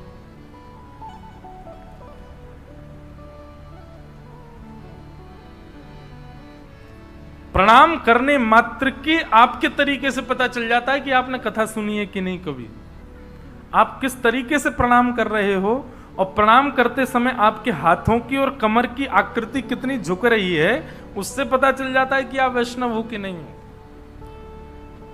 कथा को सुनना नहीं है, पीना है। पिएंगे तो हमारे जीवन में परिवर्तन के रूप में कथा आएगी। हमारा रोम रोम, हमारी वाणी, हमारी दृष्टि, हमारी एक एक इंद्रिय दिखाएगी कि हम वैष्णव हैं। कुम्मन दास जी के प्रसंग में आता है कि श्री कुम्मन दास जी के एक पुत्र की मृत्यु हो गई, और जैसे कुम्मन दास जी को ये बात जाके बताई गई, हे कुम्मन दास जी तुम्हारे पुत्र की मृत्यु हो गई, सुनते ही कुम्मन दास जी मूर्छित हो गए। किसी ने गुसाई विठलनाथ जी को जाकर के बताया, बोले कुम्मन दास जी के पुत्र की मृत्यु हो गई। गुसाई जी बोले बहुत बुरा हुआ। बोले लेकिन आश्चर्य इस बात का ज्यादा हो रहा है कि कुम्मन दास जी जैसा भक्त अपने पुत्र की मृत्यु पर मूर्छित हो गया। अरे इतना संसार में पड़ा हुआ व्यक्ति यदि उसको पता चले उसका पुत्र मर गया, वो भी मूर्छित नहीं होता। कुम्मन दास जी तो दिन रात भजन करते हैं, दिन रात ठाकुर जी को भजते हैं, पुत्र में इतनी आसक्ति कि उसकी मृत्यु की खबर सुन के मूर्छित हो गए। गुसाई विठलनाथ जी बोले कुम्भन दास पुत्र की मृत्यु की बात सुन के मूर्छित नहीं हुआ है, मुझे पता है वो मूर्छित क्यों हुआ है, क्योंकि वो वैष्णव है। दौड़ करके गए गुसाई जी, और मूर्छा में पड़े कुम्भन दास जी पानी डाल रहे हैं, दवाई डाल रहे हैं, उठ ही नहीं रहे। तभी गुसाई जी ने कान में जाकर के कहा, ए कुम्भन दास मुझे पता है तुम इसलिए मूर्छित हो गए हो कि भाई पुत्र की मृत्यु हो गई, अब तो हमको सूतक लग गए, अब तो मैं मंदिर जा ही नहीं पाऊंगा, मैं ठाकुर जी को देख ही नहीं पाऊंगा। लेकिन चिंता मत करो, मैं मंदिर की खिड़की खोल दूंगा, वहां से तुम देख लिया करना। सोई उठ के बैठ गए, हाँ अब ठीक हूं मैं। अब देखो संसार के व्यक्ति के लिए ये बात बड़ी, वो कहेगा राम राम, कैसे ऐसा भी पिता होता है कोई है? उसको पुत्र की मृत्यु की चिंता नहीं है, उसको पुत्र की मृत्यु का कष्ट नहीं है। संसार के लोगों के लिए तो यही कष्ट हो जाएगा कि ऐसा भी पिता हो सकता है क्या? हाँ, वैष्णव भक्त के लिए बड़ी बात नहीं। वैष्णव के लिए तो ठाकुर जी प्रधान है, ठाकुर जी की सेवा प्रधान है, ठाकुर जी का दर्शन प्रधान है, उनके अतिरिक्त कोई प्रधान नहीं है। कुम्भन दास जी को इस बात का कष्ट नहीं, इस बात की पीड़ा नहीं कि मेरा पुत्र चला गया। पीड़ा है, पर मूर्छा इसके लिए नहीं थी कि पुत्र चला गया, मूर्छा इसके लिए थी कि मैं पुत्र के बिना तो रह लूंगा, लेकिन 7 दिन श्री जी को देखे बगैर कैसे रहूंगा, उनको देखे बगैर कैसे मेरा जीवन कटेगा। और कुम्भन दास जी मूर्छित हो गए। पर जब पता चला कि नहीं, गुसाई जी कह रहे हैं खिड़की से तुमको दर्शन करा देंगे, सो ठीक हो गए। अब ये कुम्भन दास जी की स्थिति में दिख रहा है कि वो वैष्णव है। हमारी स्थिति, हमारी बोली चाली, हमारी हर चीज से पता चले कि हम वैष्णव। वैष्णव के सामान्य बैठने का तरीका भी ऐसा होगा कि उस पर भी आपको लगेगा ये कुछ अलग है। उसके बोलने चालने चलने फिरने देखने का तरीका भी ऐसा होगा कि उसमें भी आपको लगेगा ये कुछ अलग है। और वो अलग आपको आकर्षित नहीं करेगा। वैष्णव की कोई भी स्थिति उसके प्रति आकृष्ट कर रही है तो यह आपका दोष है। वैष्णव की कोई भी स्थिति ठाकुर जी के प्रति आकर्षण पहुंचाए। इसका एक प्रमाण सुनो। हनुमान जी महाराज रूप बदल करके विभीषण के यहां गए। पहली बार एक ब्राह्मण का रूप धारण करके गए, और जैसे ही विभीषण के घर में प्रवेश किया, विभीषण जी रोज राम राम जपते थे। हनुमान जी ने जैसे ही देखा कि बाहर धनुष बाण चिन्ह बने हैं, राम लिखा है बड़े अक्षरों में, भैया ये लंका में कौन भक्त आ गया, तो हनुमान जी महाराज परीक्षा लेने के लिए एक ब्राह्मण का रूप धारण किया। त्रिपुंड, लंबी चौड़ी चोटी, पटका गले में, यहां वेदों की ग्रंथ ले रखे हाथ में, और धोती पहन के हनुमान जी प्रवेश कर गए खड़ाऊं पहन करके। जैसे ही हनुमान जी ने प्रवेश किया विभीषण के कक्ष में, भवन में, विभीषण ने सामने जैसे ही हनुमान जी को देखा, शग्म भेष में आए थे हनुमान जी। विभीषण जी महाराज अपने आसन से उठे और उठ करके उनको दंडवत प्रणाम किया। हनुमान जी ने आशीर्वाद दिया। विभीषण जी उठ करके खड़े हुए, फिर लेट के फिर दंडवत प्रणाम किया। हनुमान जी ने फिर आशीर्वाद दिया, फिर खड़े हुए, फिर लेट के फिर दंडवत प्रणाम किया। 3 बार हो गए। हनुमान जी बोले बड़ी दंडवत हो रही है। फिर खड़े हुए, हनुमान जी कुछ कहते, विभीषण जी फिर लेट गए, फिर दंडवत प्रणाम। 1 बार, 2 बार, 3 बार, 4 बार, 5 बार, 10 बार प्रणाम कर लिया। हनुमान जी ने अब के रोका, ए भाई सुनो, तुम हमको जानते हो क्या? हनुमान जी को संशय हो गया, कहीं मेरा चेहरा पता तो नहीं चल रहा है इसको कि मैं हनुमान हूं। हनुमान जी बोले, सुनो तुम हमको जानते हो क्या? विभीषण जी बोले, नहीं। इतनी दंडवत क्यों कर रहे हो हमको? हम तो पहली बार तुमसे मिले हैं आज, इतना प्रणाम क्यों कर रहे हो हमको?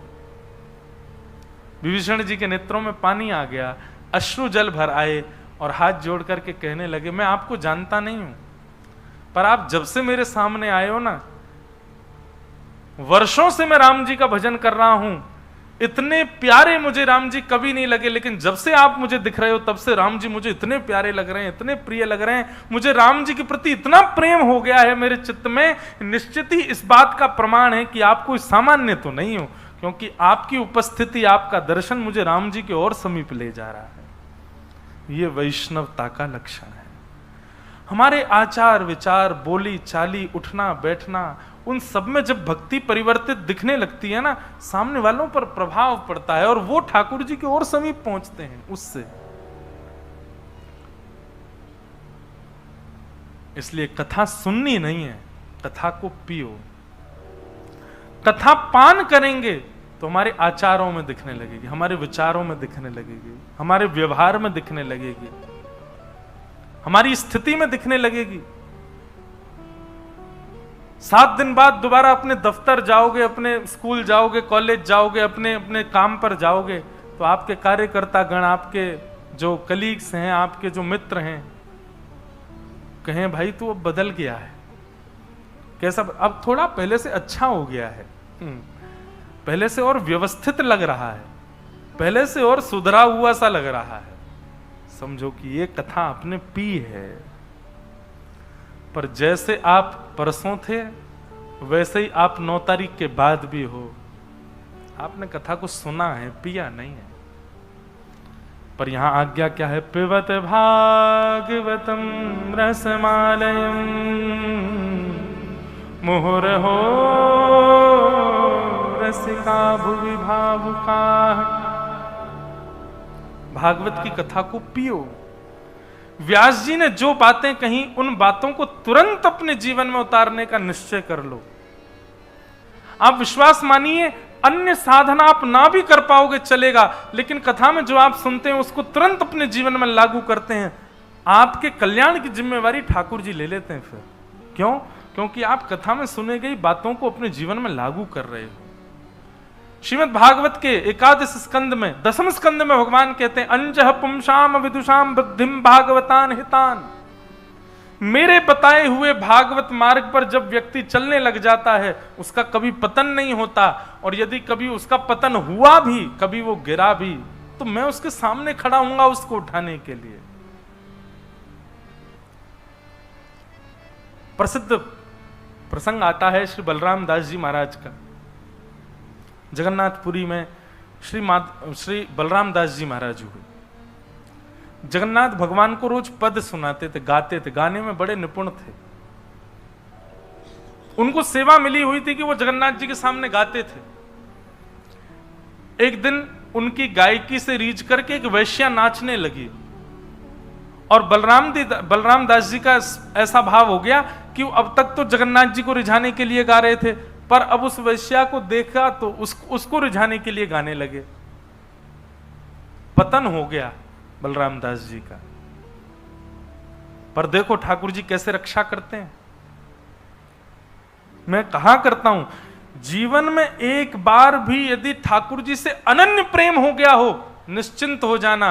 उसके बाद यदि कभी आपका पतन भी हो गया ना, चिंता मत करो, ठाकुर जी फिर उठाएंगे। क्योंकि एक बार ठाकुर जी ने आपको स्वीकार किया है, ठाकुर जी का स्वभाव है, वो फिर दोबारा कभी छोड़ते नहीं है। उतार चढ़ाव आपके जीवन में आ जाएगा, कभी आप पतन का अनुभव करोगे, कभी आप अपने आप को गिरा हुआ अनुभव कर सकते हो, पर इससे विचलित मत होना, ठाकुर जी फिर उठाएंगे। माधव दास जी एक वैश्या के रूप में आसक्त होकर के उसके साथ रहने लगे। अति तो तब हो गई कि भैया रथ यात्रा का दिन और बलराम दास जी भी सो ही रहे हैं, रात भर अपनी प्रियसी के साथ में भ्रमण किया, भूल गए कि कल रथ यात्रा है। परंतु पूरे जगन्नाथपुरी में हल्ला मच चुका था कि बलराम दास अब चरित्रहीन हो चुका है। आज जैसे नेत्र खुले,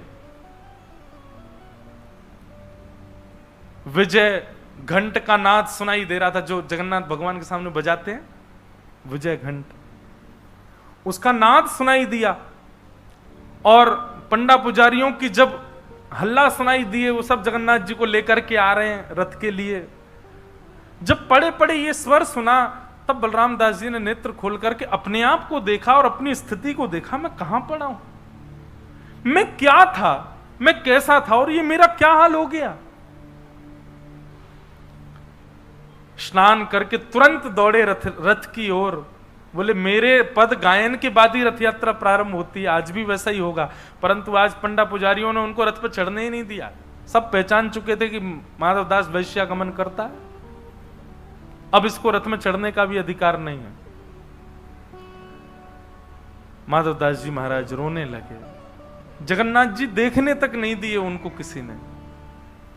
माधवदास जी महाराज गए और समुद्र में प्राण त्यागने लगे अपने। बोले मुझसे बहुत बड़ी भूल हो गई नाथ, मैंने आपकी सेवा छोड़ करके संसार की सेवा में लग गया।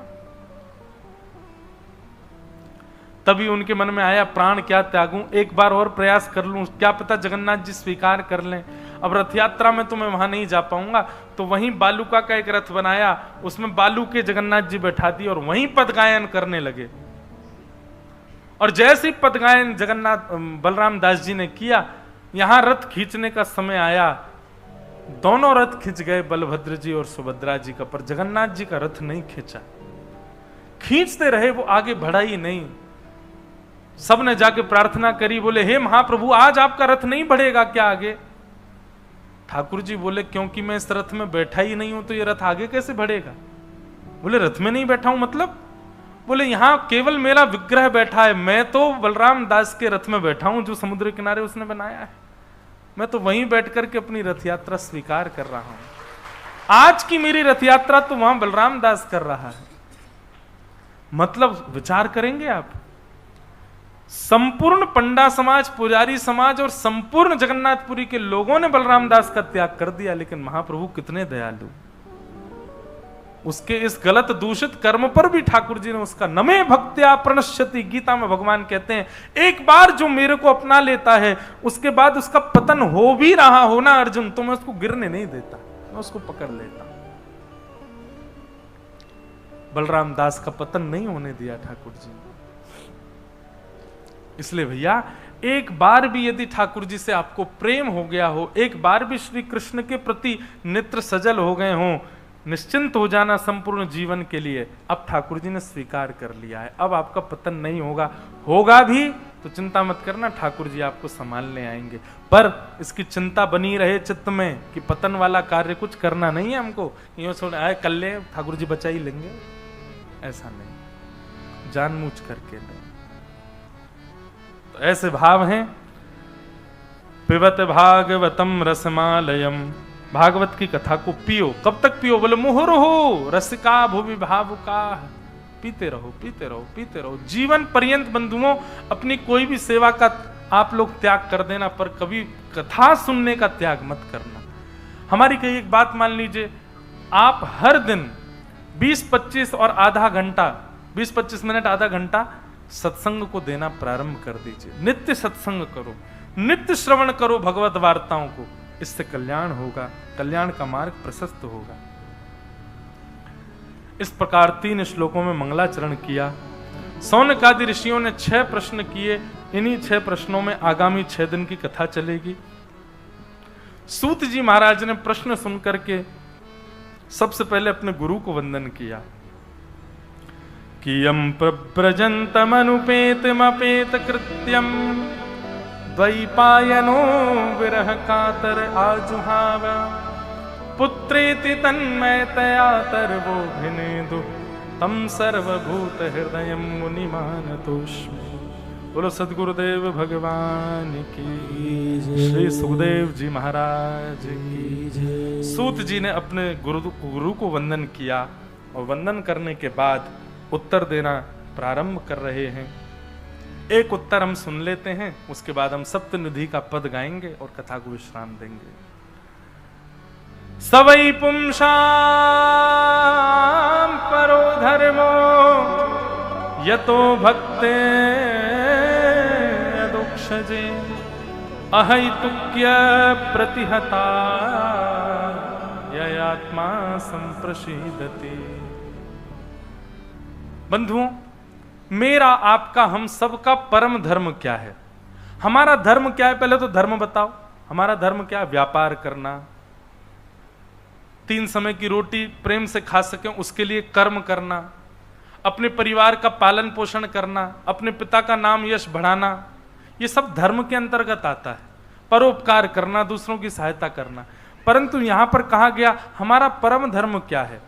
तो परम धर्म का एक स्वरूप मैंने थोड़ी देर पहले बताया, स्वयं भगवत प्राप्ति के साथ साथ अन्यों को भी भगवत प्राप्ति की भावना चित्त में रखना, ये परम धर्म है। परंतु यहां सूत जी एक उदाहरण और दे रहे हैं, हमारा परम धर्म क्या है?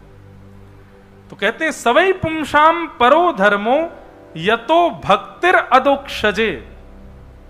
अदोक्षज भगवान की, जगन्नाथ भगवान की भक्ति करना यह धर्म है। परंतु कैसी भक्ति करना? बोले अहेतुकी भक्ति करना, प्रत्येक दिन बढ़ोतरी हो ऐसी भक्ति करना, यह हमारा परम धर्म है। यह बात निश्चित है, आज हमको जितने प्रिय ठाकुर जी लगते हैं कल उससे दुगने प्रिय लगने चाहिए, और कल जितने प्रिय लगते हैं परसों उससे दुगने प्रिय लगने चाहिए। हर दिन ठाकुर जी हमको अति प्रिय लगें, पहले से अति प्रिय लगें। ऐसी भक्ति यदि हमारी है तो हमारी भक्ति मानो हम परम धर्म कर रहे हैं। लेकिन ठाकुर जी कल भी जैसे लग रहे थे आज भी वैसे ही लग रहे हैं, परसों भी वैसे ही लग रहे हैं, अगले दिन भी वैसे ही लग रहे हैं, ये तो वही है, वैसे ही है। ऐसा नहीं, न विच्छिन्न होने वाली भक्ति और प्रत्येक दिन बढ़ने वाली, बढ़ोतरी होने वाली भक्ति अगर हमारे चित्त में हो रही है तो ये हमारा परम धर्म एक्टिवेट हो चुका हमारे अंदर, ये समझ लीजिए। हर दिन ठाकुर जी की याद, वृंदावन की याद, वैष्णवों की याद और ज्यादा बढ़ रही है तो समझो ये हमारी अहेतुकी भक्ति है। और ये कैसे होगा? ठाकुर जी और प्रिय लगें, कल से भी अधिक प्रिय आज लगें, आज से भी अधिक प्रिय कल लगें, कल से भी अधिक प्रिय परसों लगें, ये कैसे संभव होगा?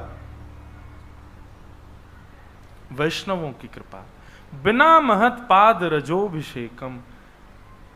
कोई भगवत भजन करने वाला, कोई ठाकुर जी के चिंतन में रहने वाला, कोई भगवत भाव में रहने वाला यदि प्रेम से आपको नहीं देख लेगा तब तक आपका ठाकुर जी के प्रति प्रेम नहीं बढ़ेगा। कोई ठाकुर जी से बहुत प्रेम करता है, ठाकुर जी को बहुत भजन करता है, ठाकुर जी को खूब भजता है, वैष्णव वेश में रहता है, संत वेश में रहता है, नित्य वृंदावन को भजता है, ऐसा नित्य वृंदावन और ठाकुर जी के प्रेम में रहने वाला जब प्रेम भर के आपको देख लेगा तभी आपके हृदय में ठाकुर जी के प्रति प्रेम लक्षणा भक्ति बढ़ेगी, नहीं तो नहीं। संतों को प्रणाम इसलिए नहीं किया जाता इनका पुण्य हमको मिल जाए, ये हमको आशीर्वाद दे दें। संतों को प्रणाम केवल इसलिए किया जाता है कि ये प्रेम भर के हमारी ओर देख लें, इनकी दृष्टि हम पर पड़ जाए और इनकी दृष्टि से ही हमारा कल्याण हो जाएगा। और उसके लिए क्या करना पड़ेगा वो हम कल बताएंगे 4 बजे से। आओ, सब लोगों को पत्र प्राप्त हुआ और जिनको प्राप्त नहीं हुआ हो वो हमारे पीछे पीछे गाओ। हमारे वृंदावन में सप्तनिधि प्रकट हुए, कौन कौन से? सब लोग इधर देखो। गोविंद देव जी, मदन मोहन जी, गोपीनाथ जी, राधा रमण जी, राधा वल्लभ जी, जुगल किशोर जी और बांके बिहारी, ये हमारे वृंदावन के 7 निधि हैं।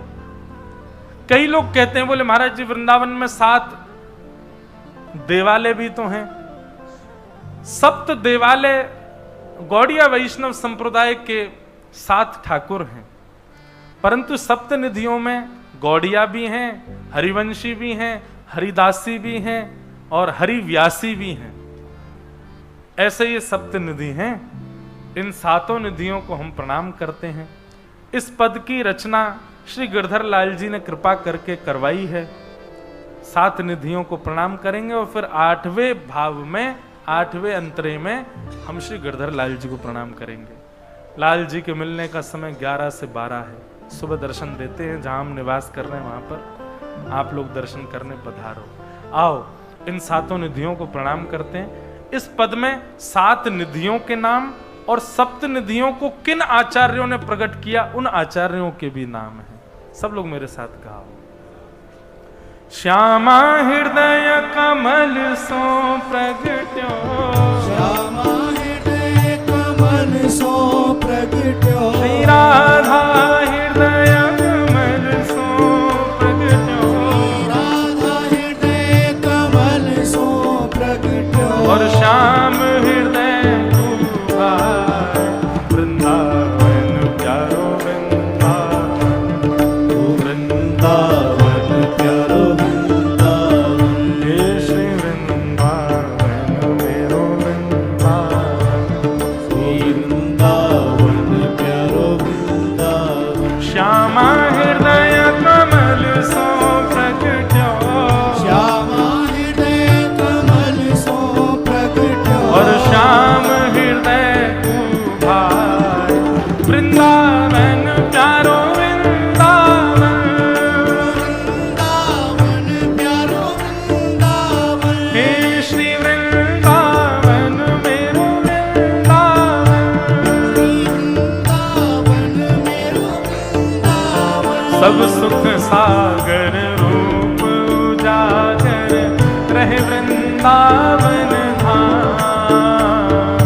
सब सुख सागर रूप उजागर रहे वृंदावन धाम, हाँ प्यारो रहे वृंदावन धाम, प्यारो रहे वृंदावन धाम, ओ रूप गोस्वामी प्रकट कियो जहाँ, रूप गोस्वामी प्रकट कियो जहाँ, रूप गोस्वामी प्रकट कियो जहाँ, रूप गोस्वामी प्रकट कियो राधा गोविंद रूप निधान, वृंदावन प्यारो वृंदावन, वृंदावन प्यारो वृंदावन, हे श्री वृंदावन मेरो वृंदावन, वृंदावन मेरो वृंदावन, रूप गोस्वामी प्रकट कियो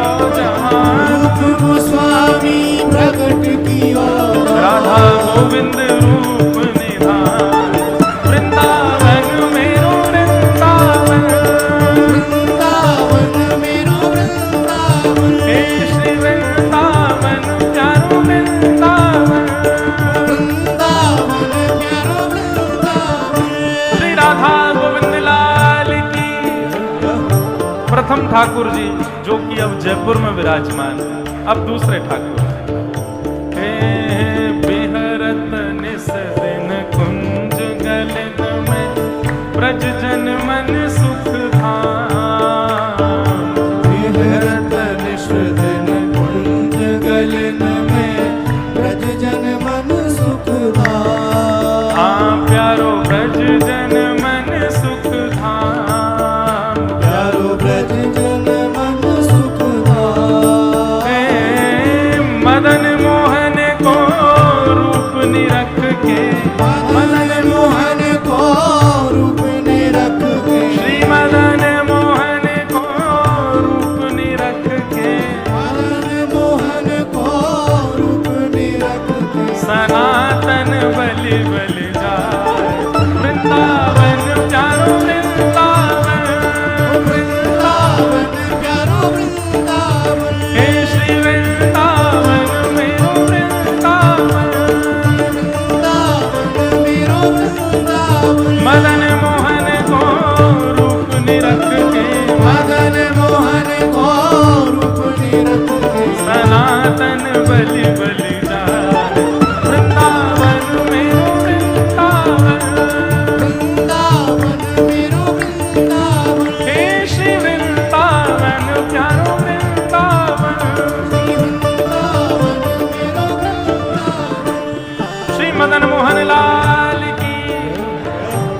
मदन मोहन लाल जी सनातन गोस्वामी ने प्रकट किए और आप अब करौली राजस्थान में विराजमान हैं, प्रकट वृंदावन में हुए।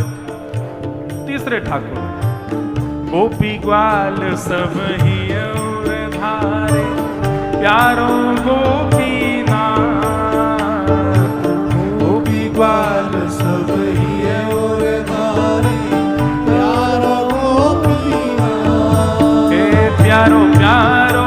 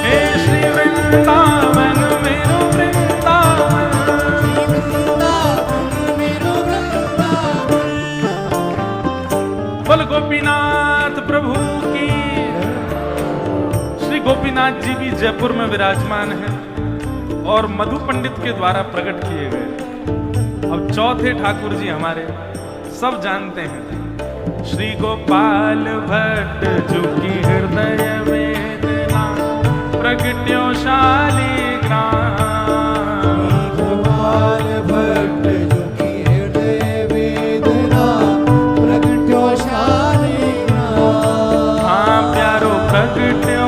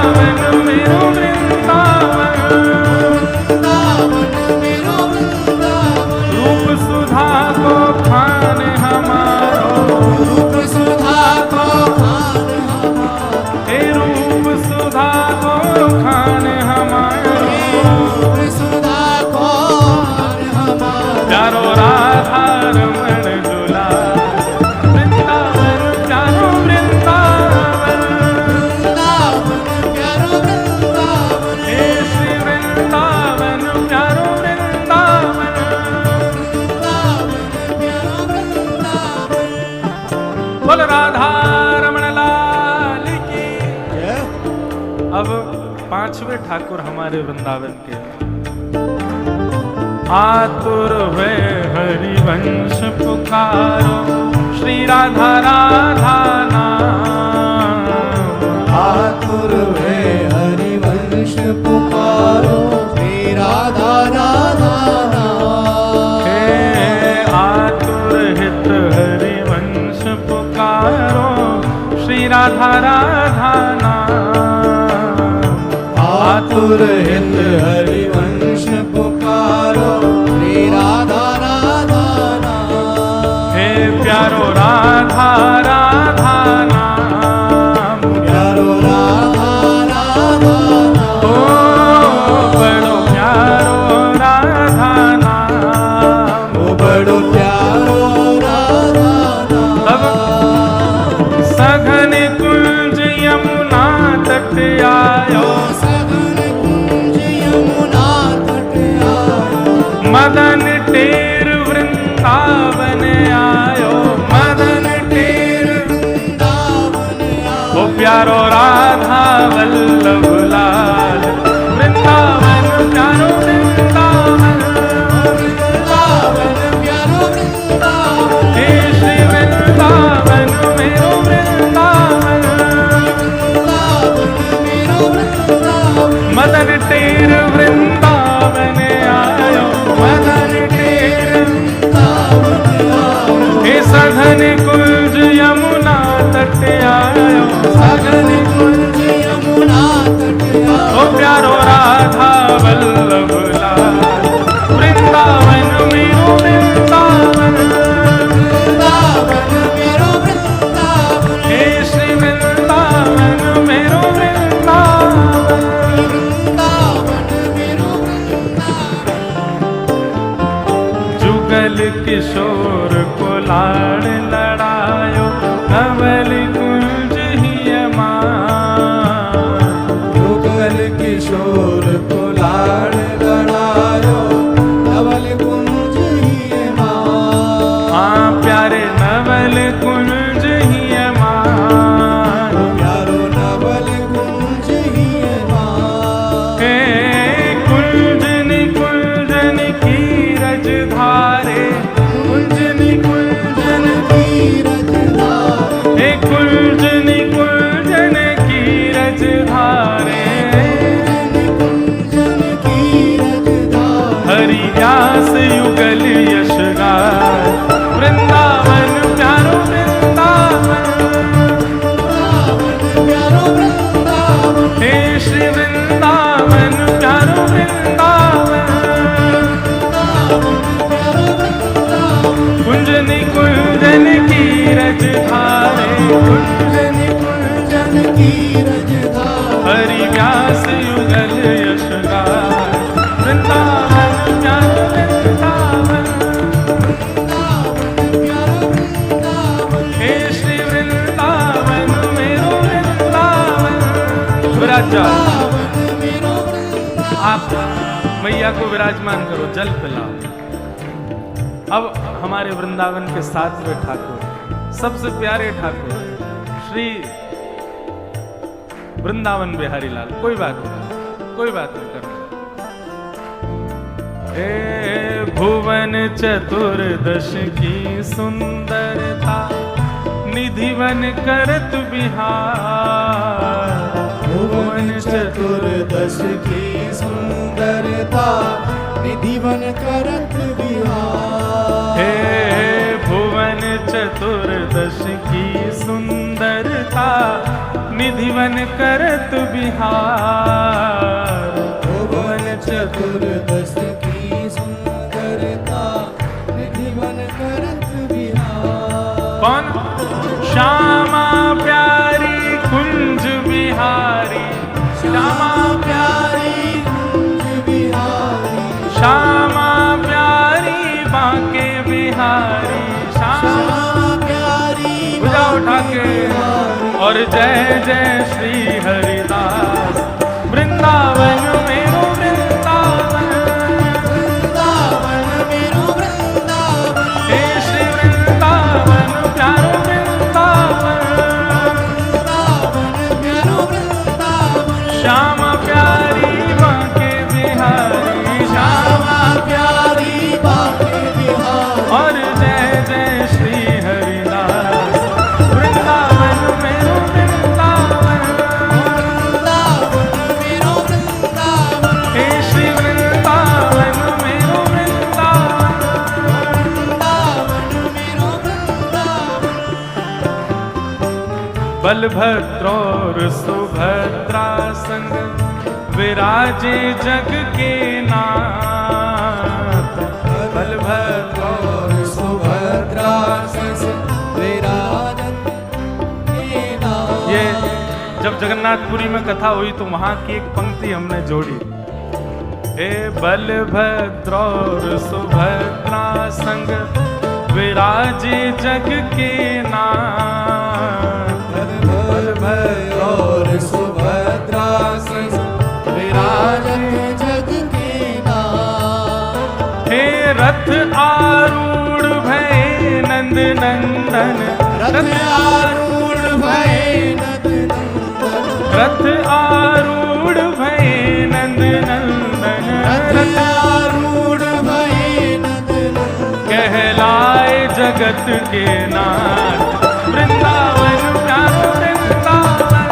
ओ वृंदावन प्यारो वृंदावन, हे श्री वृंदावन मेरो वृंदावन, वृंदावन मेरो वृंदावन, रथ आरूढ़ भये नंद नंदन, रथ आरूढ़ भये नंद नंदन, हे रथ आरूढ़ भये नंद नंदन, रथ आरूढ़ भये नंद नंदन, कहलाए जगत के नाथ वृंदावन प्यारो वृंदावन, ओ वृंदावन प्यारो वृंदावन, हे श्री वृंदावन मेरो वृंदावन, वृंदावन मेरो वृंदावन, हो जिनकी कृपा से यह रस प्रगट्यो वृंदावन अभिराम, जिनकी कृपा से यह रस प्रगट्यो वृंदावन अभिराम, हाँ प्यारो वृंदावन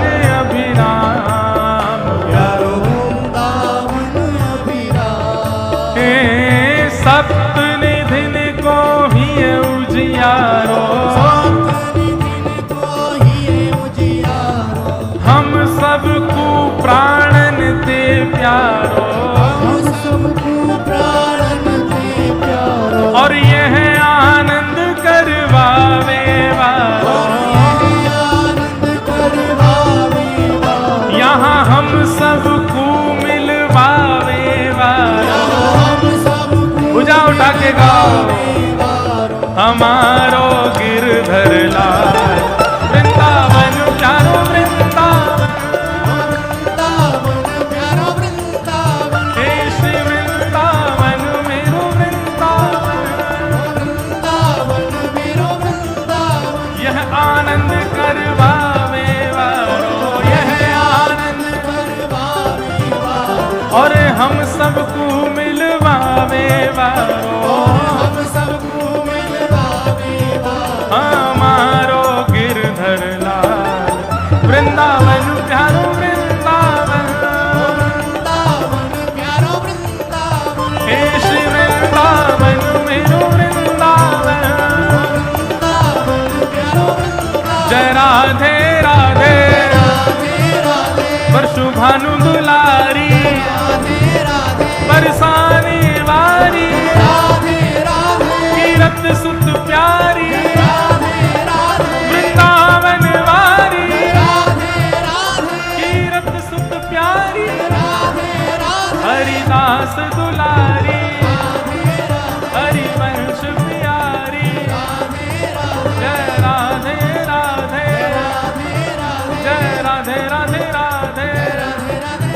सब प्रेम से गाओ, सब भाव से गाओ, सब मिलके गाओ, बरसाने वारी, जय राधे राधे, जय राधे राधे, जय राधे राधे राधे, जय राधे राधे, जय राधे राधे, जय राधे राधे, दोनों भुजा ऊपर उर्ध बाहु, हे जय राधे राधे, जय राधे राधे, जय राधे राधे, जय राधे राधे, जय राधे राधे, जय राधे राधे,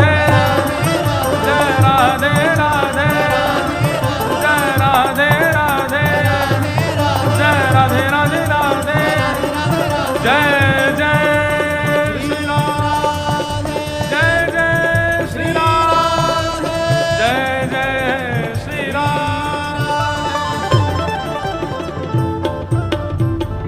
बोलो वृंदावन बिहारी लाल की, श्री राधा रमण लाल की, श्री राधा वल्लभ लाल की जगन्नाथ महाप्रभु की, लीलाचल धाम की, जगन्नाथ जगन्नाथ जगन्नाथ रक्षमा, महाबाहो महाबाहो महाबाहो पाहि मां।